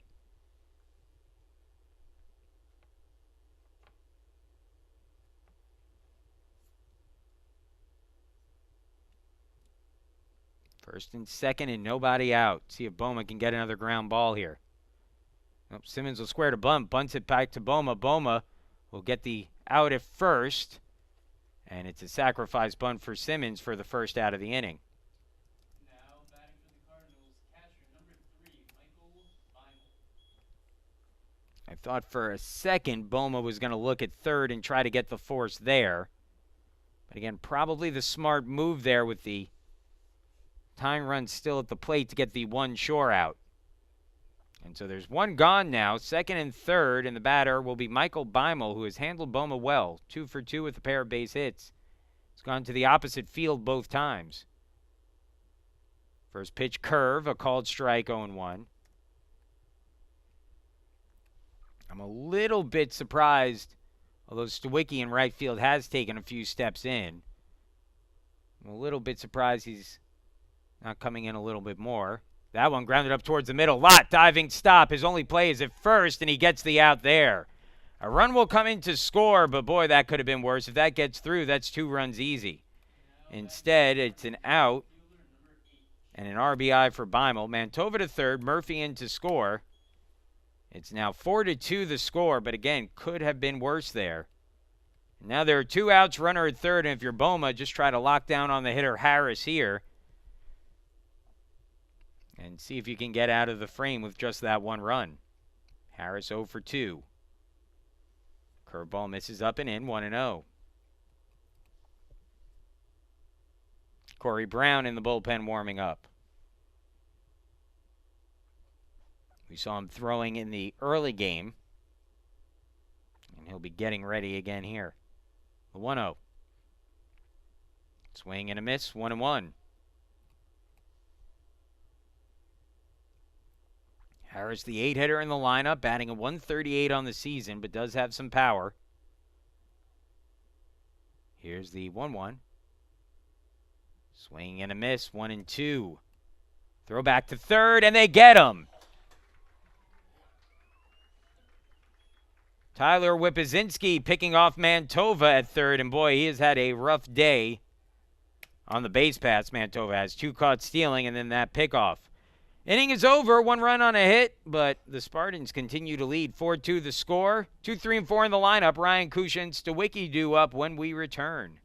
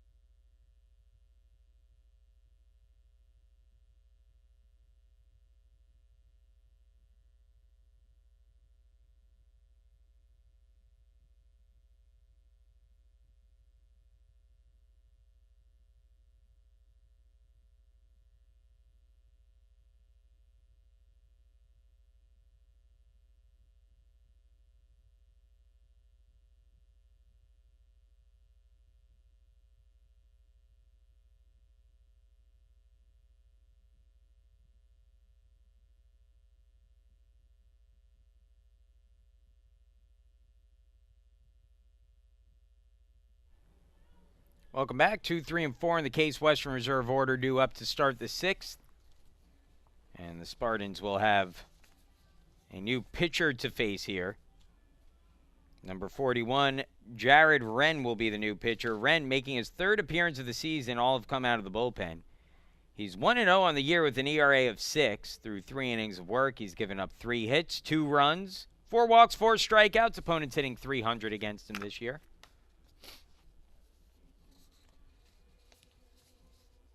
Wren, a right-handed pitcher. A sophomore out of Sodus, New York, 6'4", 185 pounds.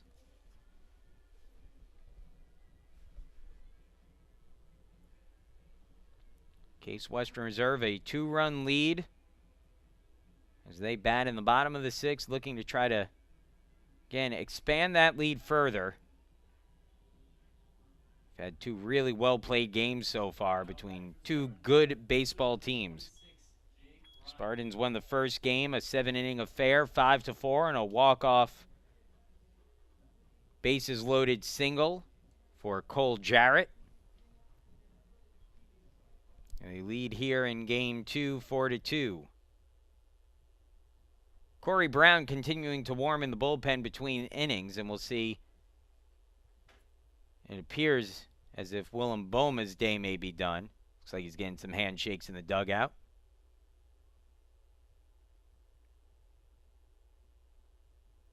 First pitch called strike to Jake Ryan, 0-1. Ryan 1 for 3, a fly out, a strikeout, swinging, and a single in his 3 trips to the plate. Has a .372 batting average on the season. 13 extra base hits so far on the year. Not even halfway done. Fouls that one back, 0-2.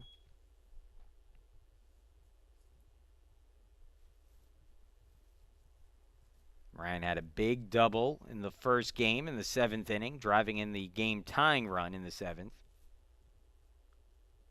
Here's his 0-2. And he pops it up. Center field, deep but playable. Edge it, makes the grab. And there's one gone. So the leadoff man retired by Wren. And that is just the second time through 6 innings that the Spartans' leadoff man has been retired. So that'll bring up Jacob Kusha, 2 for 3 on the day. A single in the first, a single in the third, struck out swinging in the 4th.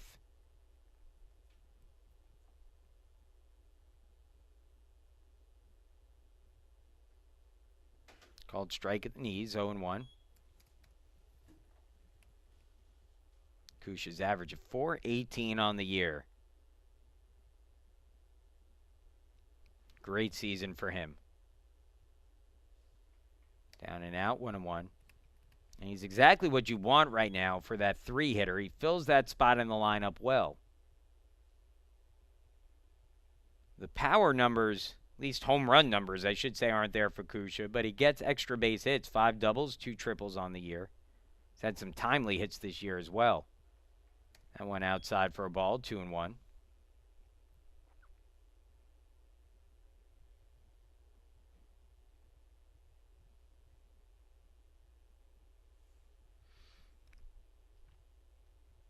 Here's the 2-1 pitch.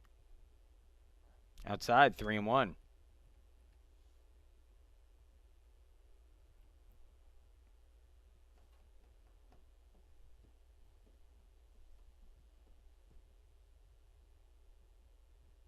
Three-one pitch. Chop foul, full count, 3-2. Kusha leads the team with 12 walks this season. On base percentage at .537 for the year.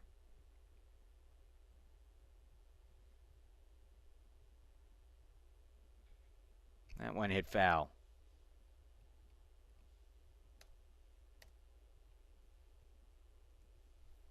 So we'll get another 3-2 with 1 out and the base is empty. Wren back up on the hill.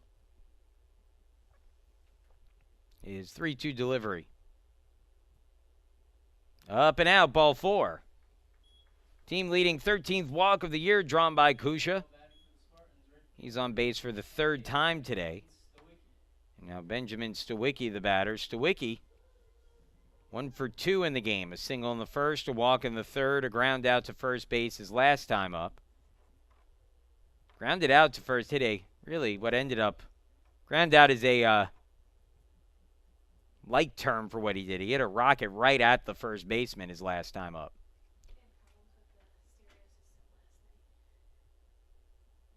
Throw down to first, not in time. That wasn't great. It was actually something. I think it was the same song that was playing when it took you out. It might just be the audio file.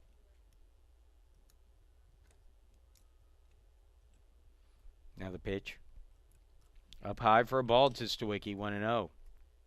Stawicki hitting at 380. He's done a really good job just taking pitches the opposite way. Smart hitter at the plate. The 1-0. Well, the catcher tried to frame that, and a good job by Beimel, but it misses outside. Again, Beimel, a very impressive defensive catcher. 2-0. Foul back by Stawicki, 2-1.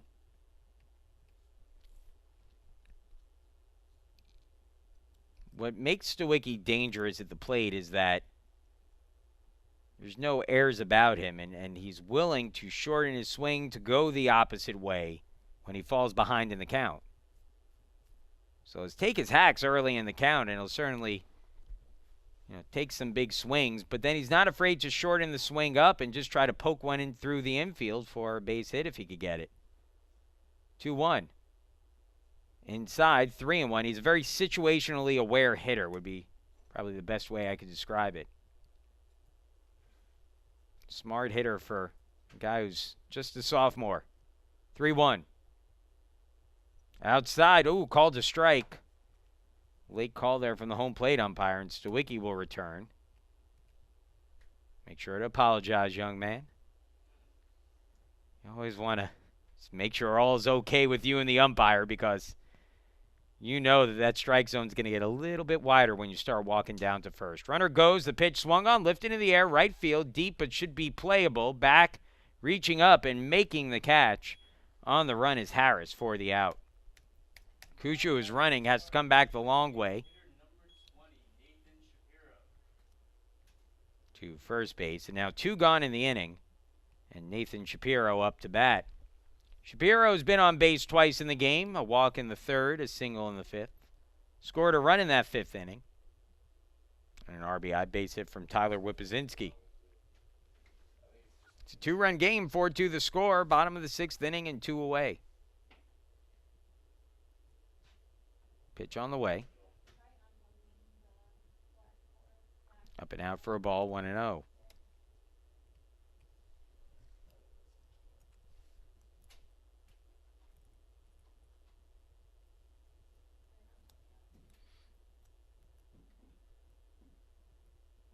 Fouled off, 1-1.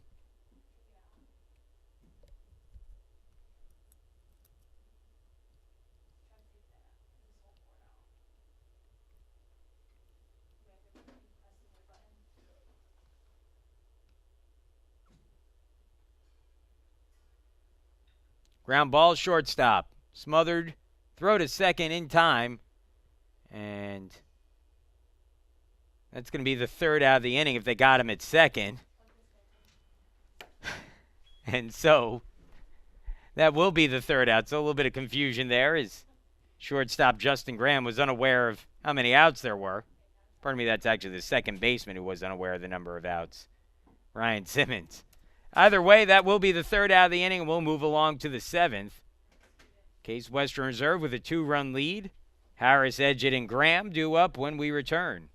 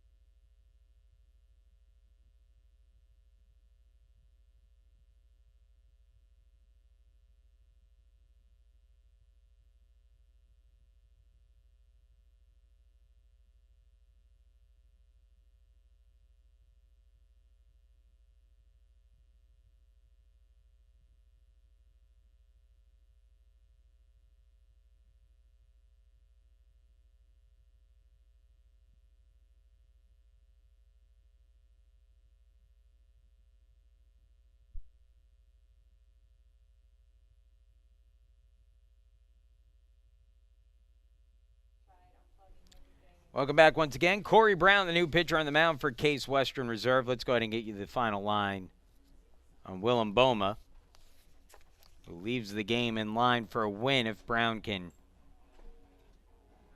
maintain the lead. 6 innings pitched for Boma in his third collegiate start. He threw 80 pitches and gave up 6 hits, 2 runs, 2 walks, 2 strikeouts. Hit 2 batters as well. It's another good outing for Boma, and now turns it over to Brown, as Brown will try to get his season going a bit after somewhat of a slow start. Brown making his 6th appearance of the season. That's tied for the team lead. He's 0-1 with a 5.79 ERA and 2 saves. Through 4 2/3 innings, he's given up 7 hits, 3 runs, all of them earned, 3 walks, 2 strikeouts. Opponents hitting .389 against him in a situation here where Brown has a little bit of a margin to work with, but not much. A 2-run lead as he'll face the 8, 9, and 1 hitters to start his day. First pitch fastball from Brown, a little high, 1-0.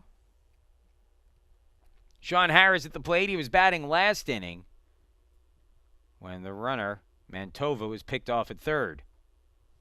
Called strike, and it's 1-1.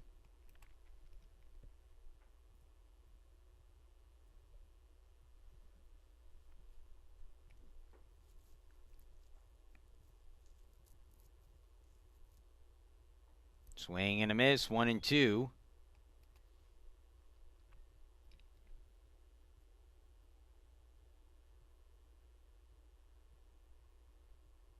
Brown now comes set. Here's the 1-2 pitch. Curveball stays up high, 2-2.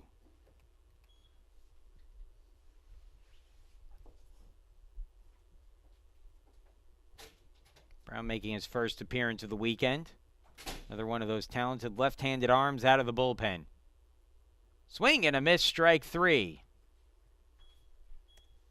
And Brown strikes out Harris to start the inning. So I'll bring up Steven Edgett, the 9-hitter in the lineup with 1 out and the bases empty. Edgett 1 for 2 and now hitting a .208 on the season.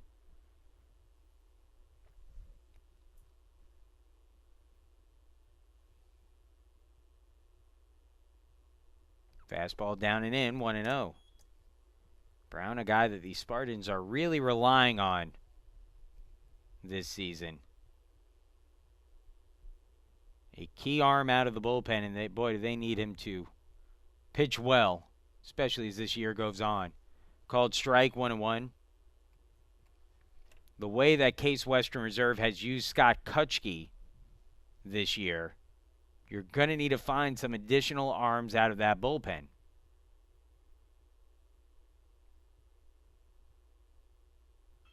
Line drive over the head of a leaping second baseman, Rocco Maughan, into center field. It's a base hit for Edgett, who has hits in back-to-back at bats.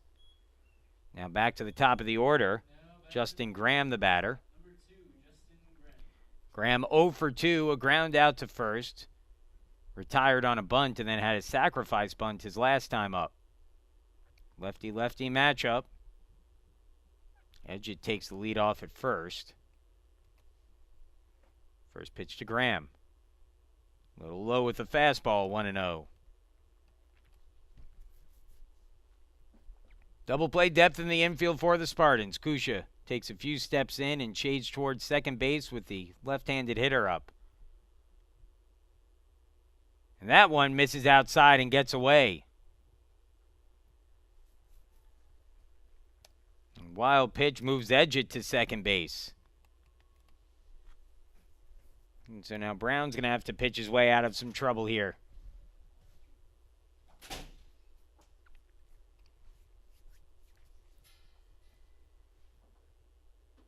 Here's the 2-0. Popped up, shallow left. Ryan charging in. Makes the grab. 2 gone. Now batting for the Cardinals, designated hitter number 6, Jack Kelleher.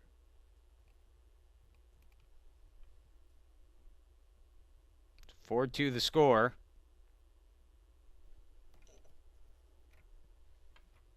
And 2 outs now. Jack Kelleher, the batter.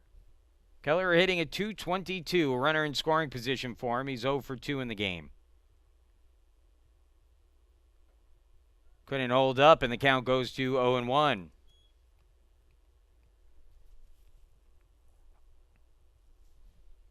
Another arm getting ready in the bullpen for St. John Fisher. It's number 9, Kyle Chambers. Curveball up high, bounces off of Whippazinski. Keeps it close, though, and it's a 1-1 count.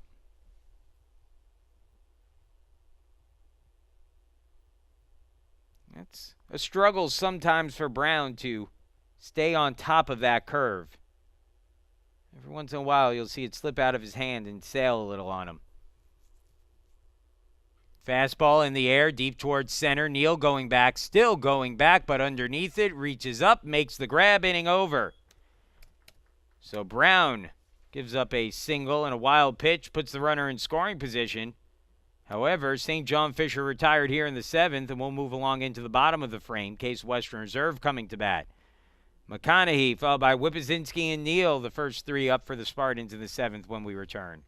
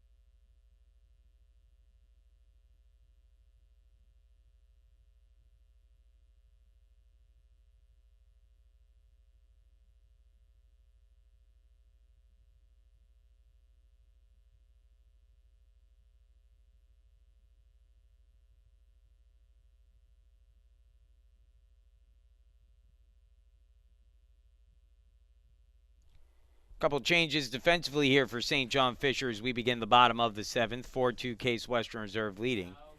Mitchell Rosati will take over in right field. And he will be hitting 8th in the lineup for Sean Harris. New pitcher on the mound as well.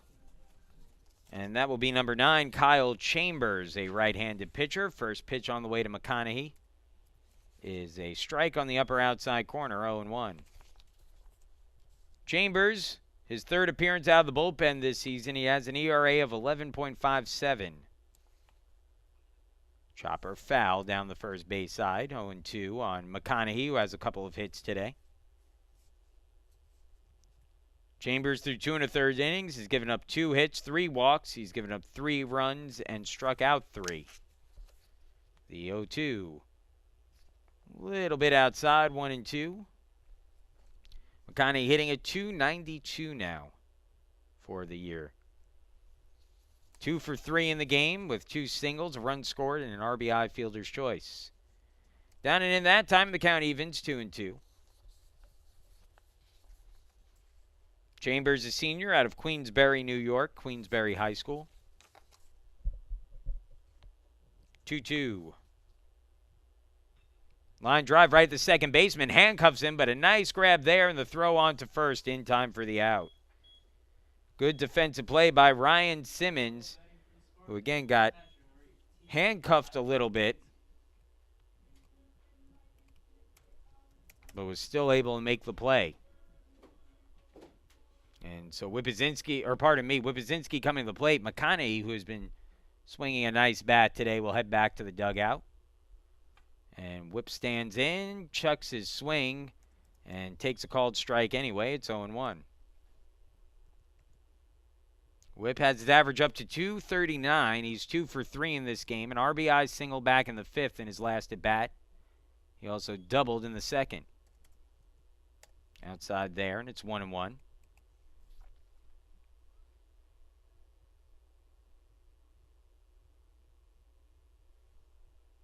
Two and one.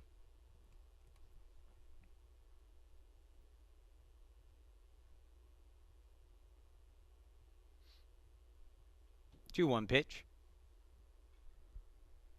Fouled off and out of play. Count evens 2-2.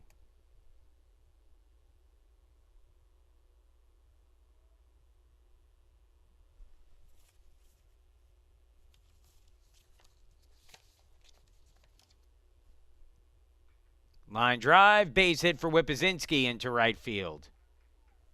And so all of a sudden, Whipzinski with a 3-hit game, and if his bat can get going along with some of these others, that could be a very dangerous addition to this lineup. Sam Neal, the batter. Neal 1 for 1 in the game, and 2 RBI double back in the 2nd, was hit by a pitch in the 4th, and had a sacrifice bunt in the 5th.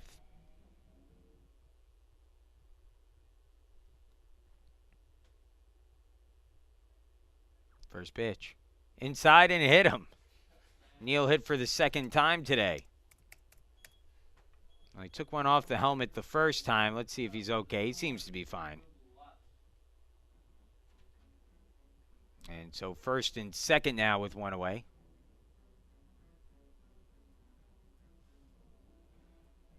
Now Jacob Lott to the plate. Lott 0 for 2 in the game with a walk, and looking to extend his hitting streak. Currently sits at 10 games. Batting here with 2 on and 1 away. In the dirt, boy, another nice pick behind the plate. Beimel's been very good back there today.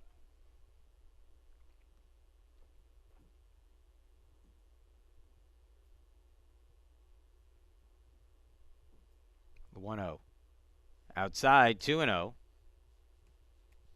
Rocco Ma is waiting out on deck, and while his bat has cooled off a little bit from where it was yesterday, you don't want to face him here with the bases loaded. So Lott should get a pitch to hit here. Nope, misses inside, 3-0. And Chambers, a ball away from being in a world of trouble, and maybe knowing that. The head coach for St. John Fisher, Brandon Potter, will come out and have a talk with his pitcher here. Chambers is senior,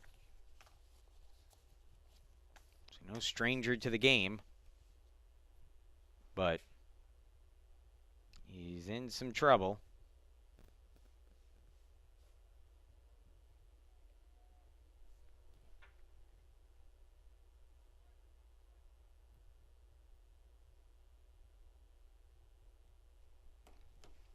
Here's the 3-0.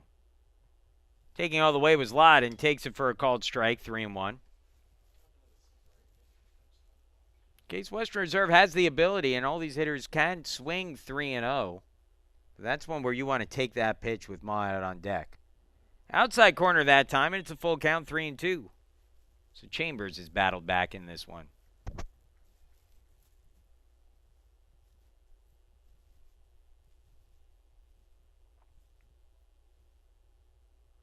And the dirt, ball 4. And the walk will load the bases up, and now an opportunity here for the Spartans to create a little bit of distance between themselves and the Cardinals. It's a 4-2 lead currently, but Rocco Ma coming to the plate with his team up by 2, and the bases loaded with just 1 away. Ma 0 for 4 so far in the 2nd game of the day. First pitch in the dirt, and boy, again, a good block from Beimel.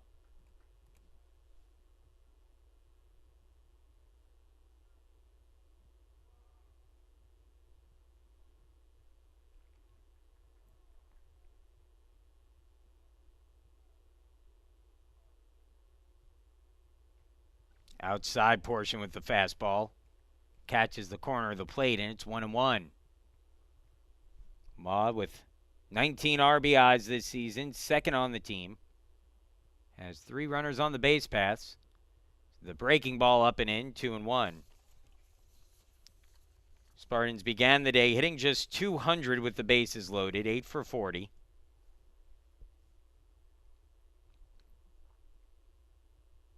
Here's the 2-1.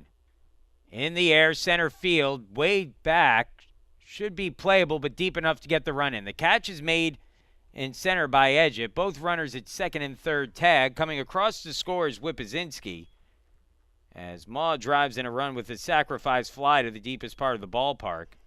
Neal goes to third, and the Spartans now lead by 3, 5-2 the score.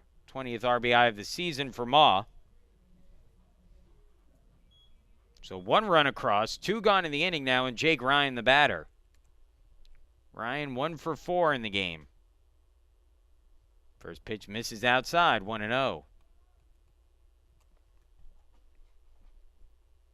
Chambers, the 5th pitcher of the day for St. John Fisher. 5th pitcher of the game. That one gets away from the catcher. Neal trying to score, the flip home, not in time.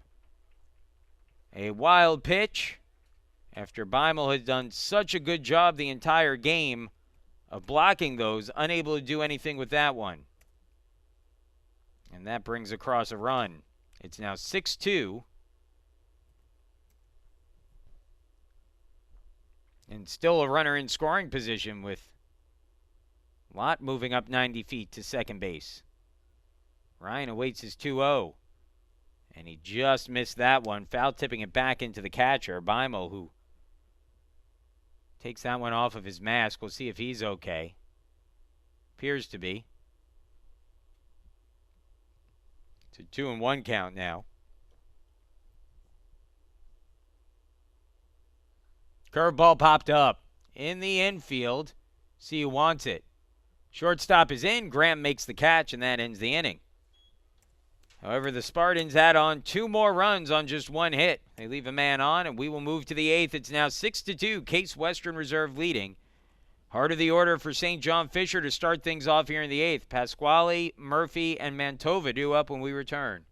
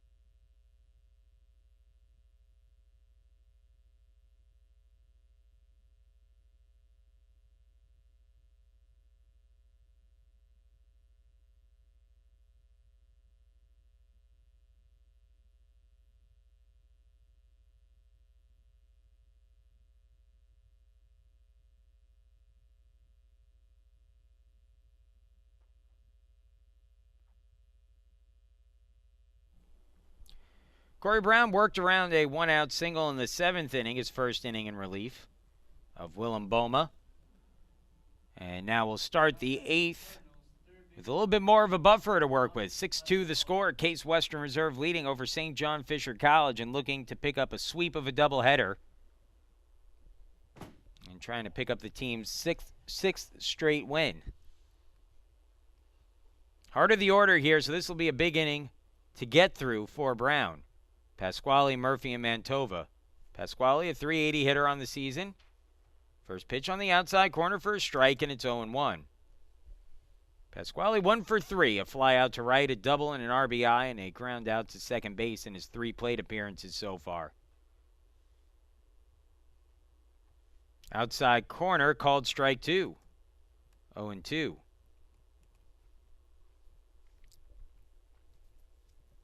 Two runs on 7 hits for St. John Fisher. 6 runs on 11 hits for the Spartans. Neither team has committed an error in this game. The 0-2 pitch. Curve up high. 1-2.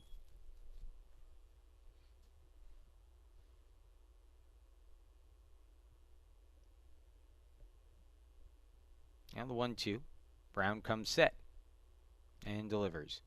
Swung on, ground ball hit towards the hole. Backhanded by Lott. Springs forward, throws to first, and it's in time for the out. Another nice play at short by Jacob Lott.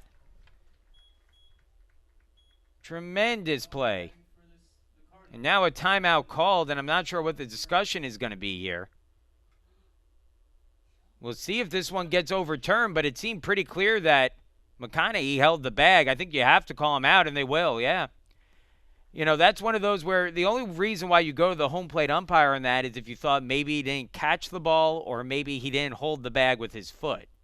But you can't overturn that call if the home plate umpire, what he can't say in that situation is, well, the throw didn't beat him, because that's the call that belongs to the umpire over at first base. And that's a big out there. It leaves the bases empty as Alan Murphy takes a first pitch for a ball, 1-0. Murphy hitting at .411 on the year. 1 for 3 in this game. First at bat against Brown as he lines that one into left. And making the catch for the out is Jake Ryan, 2 gone. Now batting for the Cardinals, left fielder number 4, Anthony Montova. So now 2 gone. And a chance for Brown to work through the heart of this order quickly. Batter now is Anthony Mantova, a .391 hitter on the season. First pitch called strike, 0-1. Mantova has been on base all 3 times today, 2 walks and a hit by pitch. He's been caught stealing once, erased on a double play, and picked off at third base. Tough day on the base paths. He was also caught stealing once in the early game. Fouls that one off. And now Brown a strike away from a quick 8th.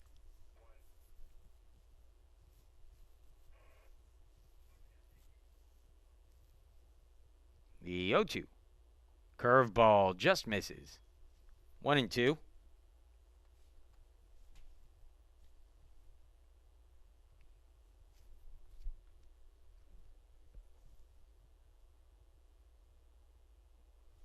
Down and in, 2-2.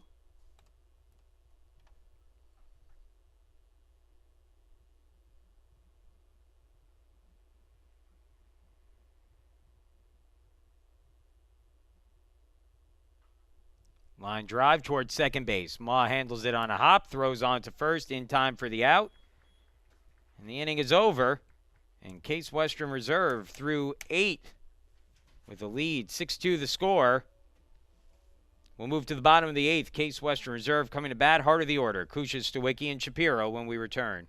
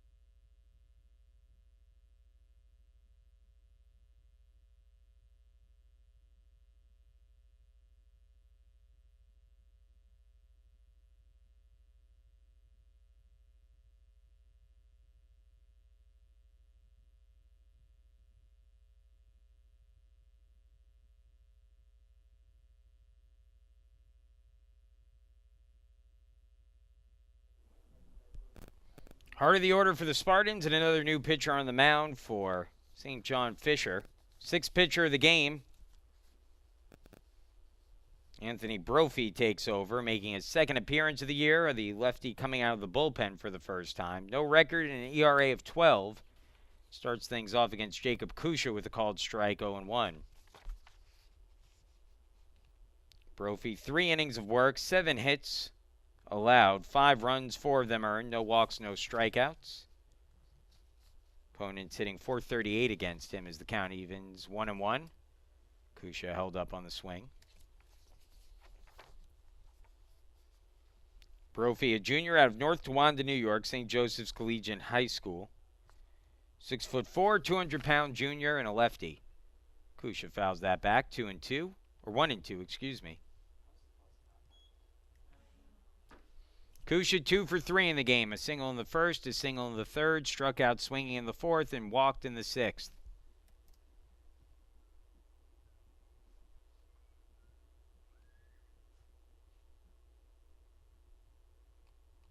Here's the 1-2. In the dirt, 2-2.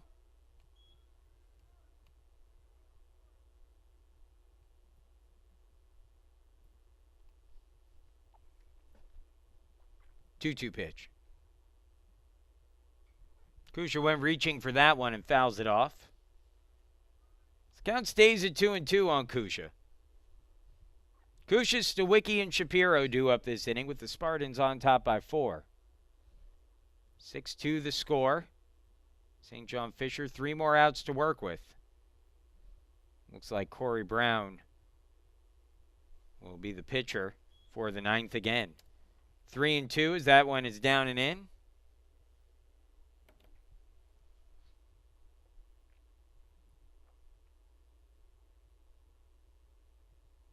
Here's the 3-2. Ball 4. Kusha draws the walk. So leadoff walk for Jacob Kusha. And Benjamin Stawicki will now be the batter with nobody out and runner at first. Stawicki 1 for 3 in the game. A single, a walk, a ground out, and a fly out in his 4 trips to the plate.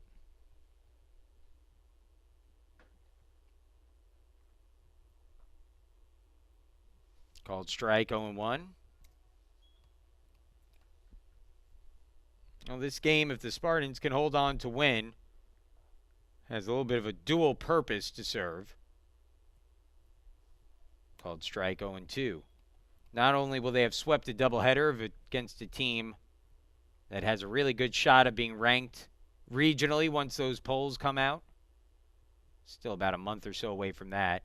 So that's inside. Misses to Stawicki. It's 1-2. But you also get a team with a pretty good strength of schedule. And that's on 2 accounts. The way the strength of schedule works, it measures not only the... And by the way, that strength of schedule is something that's used to select NCAA tournament teams. Swing and a miss there, strike 3. So Brophy gets the strikeout. The strength of schedule not only includes the strength of your opponents, their combined records, but it also measures your opponent's opponents. So in other words, are the teams that you're beating are good, and are the teams that you're beating good teams? Pickoff attempt at first. Diving back in is Kusha. Shapiro steps up to the plate. Currently, St. John Fisher, I believe, is top 20 in the country in strength of schedule. That one in the dirt. Gets away. Kusha thinks about going, but won't. And it's a 1-0 count on Shapiro. So, after the first game, the Spartans jumped up to about 80th in Division III in strength of schedule. And they should move up a little further if they're able to hold on. Well, either way, win or lose. They'll move up in the strength of schedule department. Outside corner for a strike, 1-1.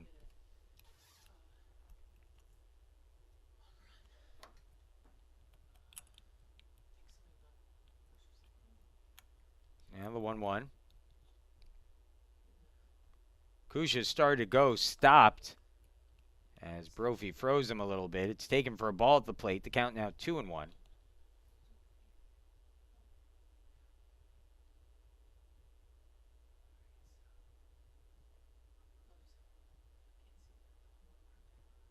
Another pickoff attempt down to first. Being very careful with Kusha here.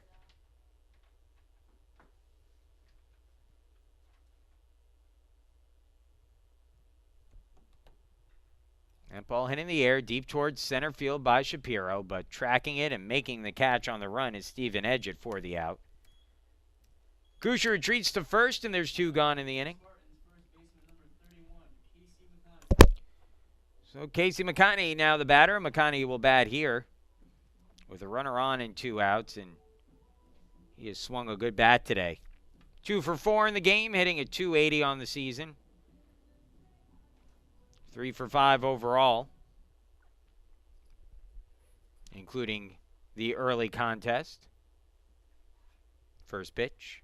Runner goes. Pitch taken for a strike. Throw down to second. Throw came to the third base side of the bag, and unable to slide the tag over was Graham, and so it'll be a stolen base for Kusha. Meanwhile, 0-1 on McConaughey at the plate, but a chance for him to drive a run in with a base hit.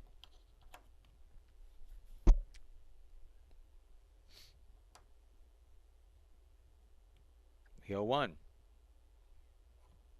Fouled off, 0-2, and Brophy can get out of the inning without any damage with 1 more strike.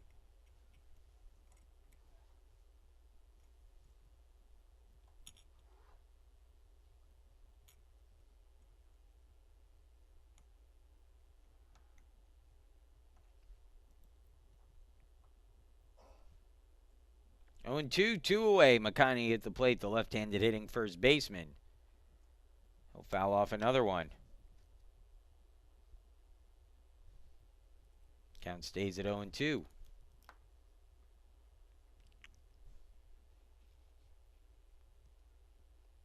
Another 0-2 offering. Hit softly into shallow left. It'll drop in for a base hit. Kusha running hard all the way with 2 outs will score. An RBI single for McConaughey, his 3rd hit of the game. And it's now 7-2 Case Western Reserve. Well, the Spartans adding on some late runs here, and that's going to give them some breathing room. As Tyler Wipazinski now comes up, and again, he's starting to heat up a bit at the plate. 3 for 4 in the game, a double, 2 singles. He's driven in 1 and scored 2 today. First pitch taken just above the letters for a ball, 1-0.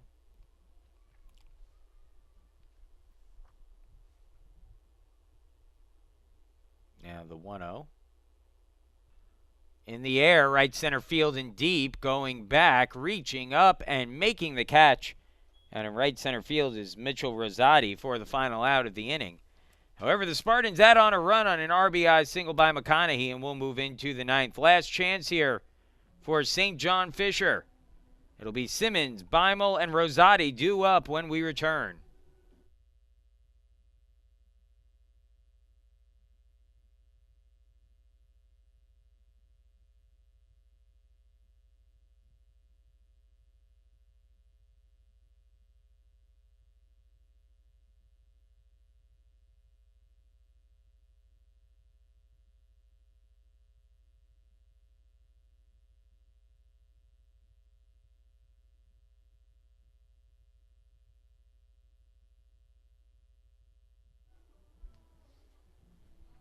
Five-run lead for the Spartans as we begin the 9th inning.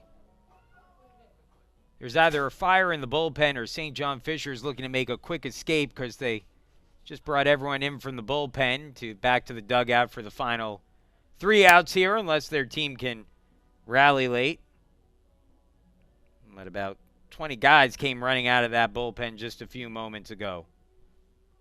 Corey Brown, only the 3rd pitcher used by the Spartans overall today, and he's in his 3rd inning of work.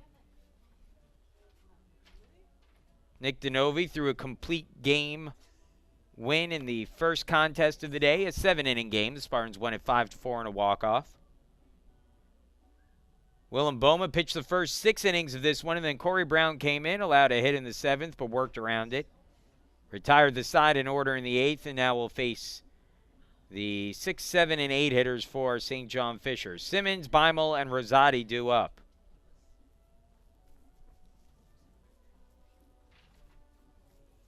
Now batting for the Cardinals, second baseman Simmons hitting at .311 on the year.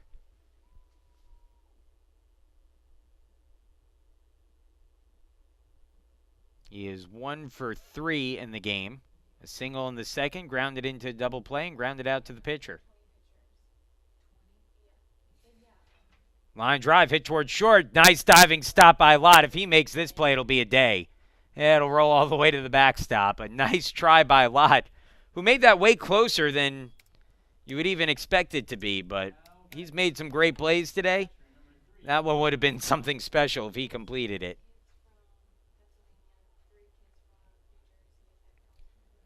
So the leadoff man on here in the ninth for St. John Fisher. And now the catcher, Michael Beimel, will come up to bat. Beimel hitting at .283. Second at bat of the day against Brown. Grounded into a 6-3 putout his last time up that drove in a run. Takes a called strike to start the at-bat, and it's 0-1.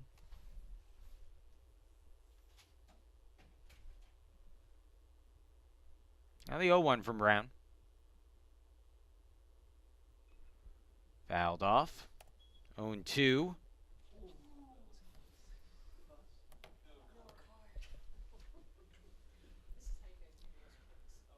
So 0-2. Nobody out. Runner on at first. Here's the 0-2 pitch. Curve got away from Brown there, and it's 1-2. 7-2 the score. The Spartans lead by 5, and they've done a good job adding on here in the late innings. Brown has a little bit of a cushion to work with here. The 1-2.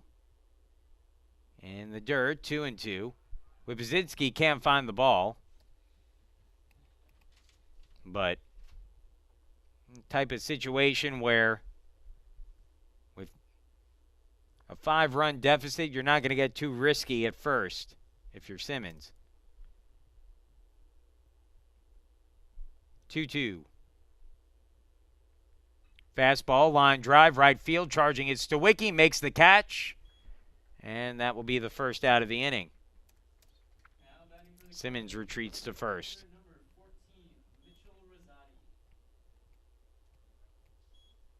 So one gone now, and now Mitchell Rosati will be the batter. His first at-bat of the game after coming in as a defensive replacement to begin the bottom of the 7th.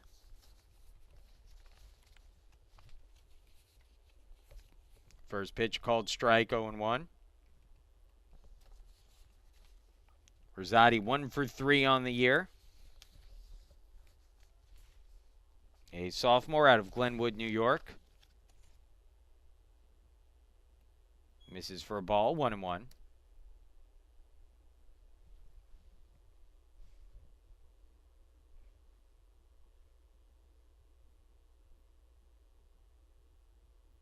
Swing and a miss, 1-2.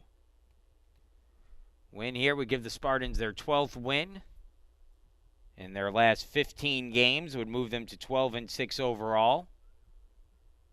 It would be the team's 6th straight win and their 8th win in their last 9 games heading into conference play. Called strike 3 on the inside corner. Second strikeout of the game for Brown, and now St. John Fisher down to their final out. It would also give the Spartans a win over a team receiving votes in the latest D3, 2 wins, I should say, over a team receiving votes in the latest D3Baseball.com poll. Runner goes, uncontested. That ball rocket in the air, left field, but playable. Ryan back underneath it, makes the catch, and Edgett flies out to end the game, and the Spartans pick up the sweep over St. John Fisher here at home today. The final score of Game 2 is 7-2 after a 5-4 walk-off win in 7 in the early contest. St. John Fisher drops to 8-5 on the year. Case Western Reserve improves to 12-6. The winning pitcher is Willem Boma. He is now a perfect 3-0 to start his collegiate career. Corey Brown picks up the save with the final 3 innings of the game. He picks up his 3rd save of the year.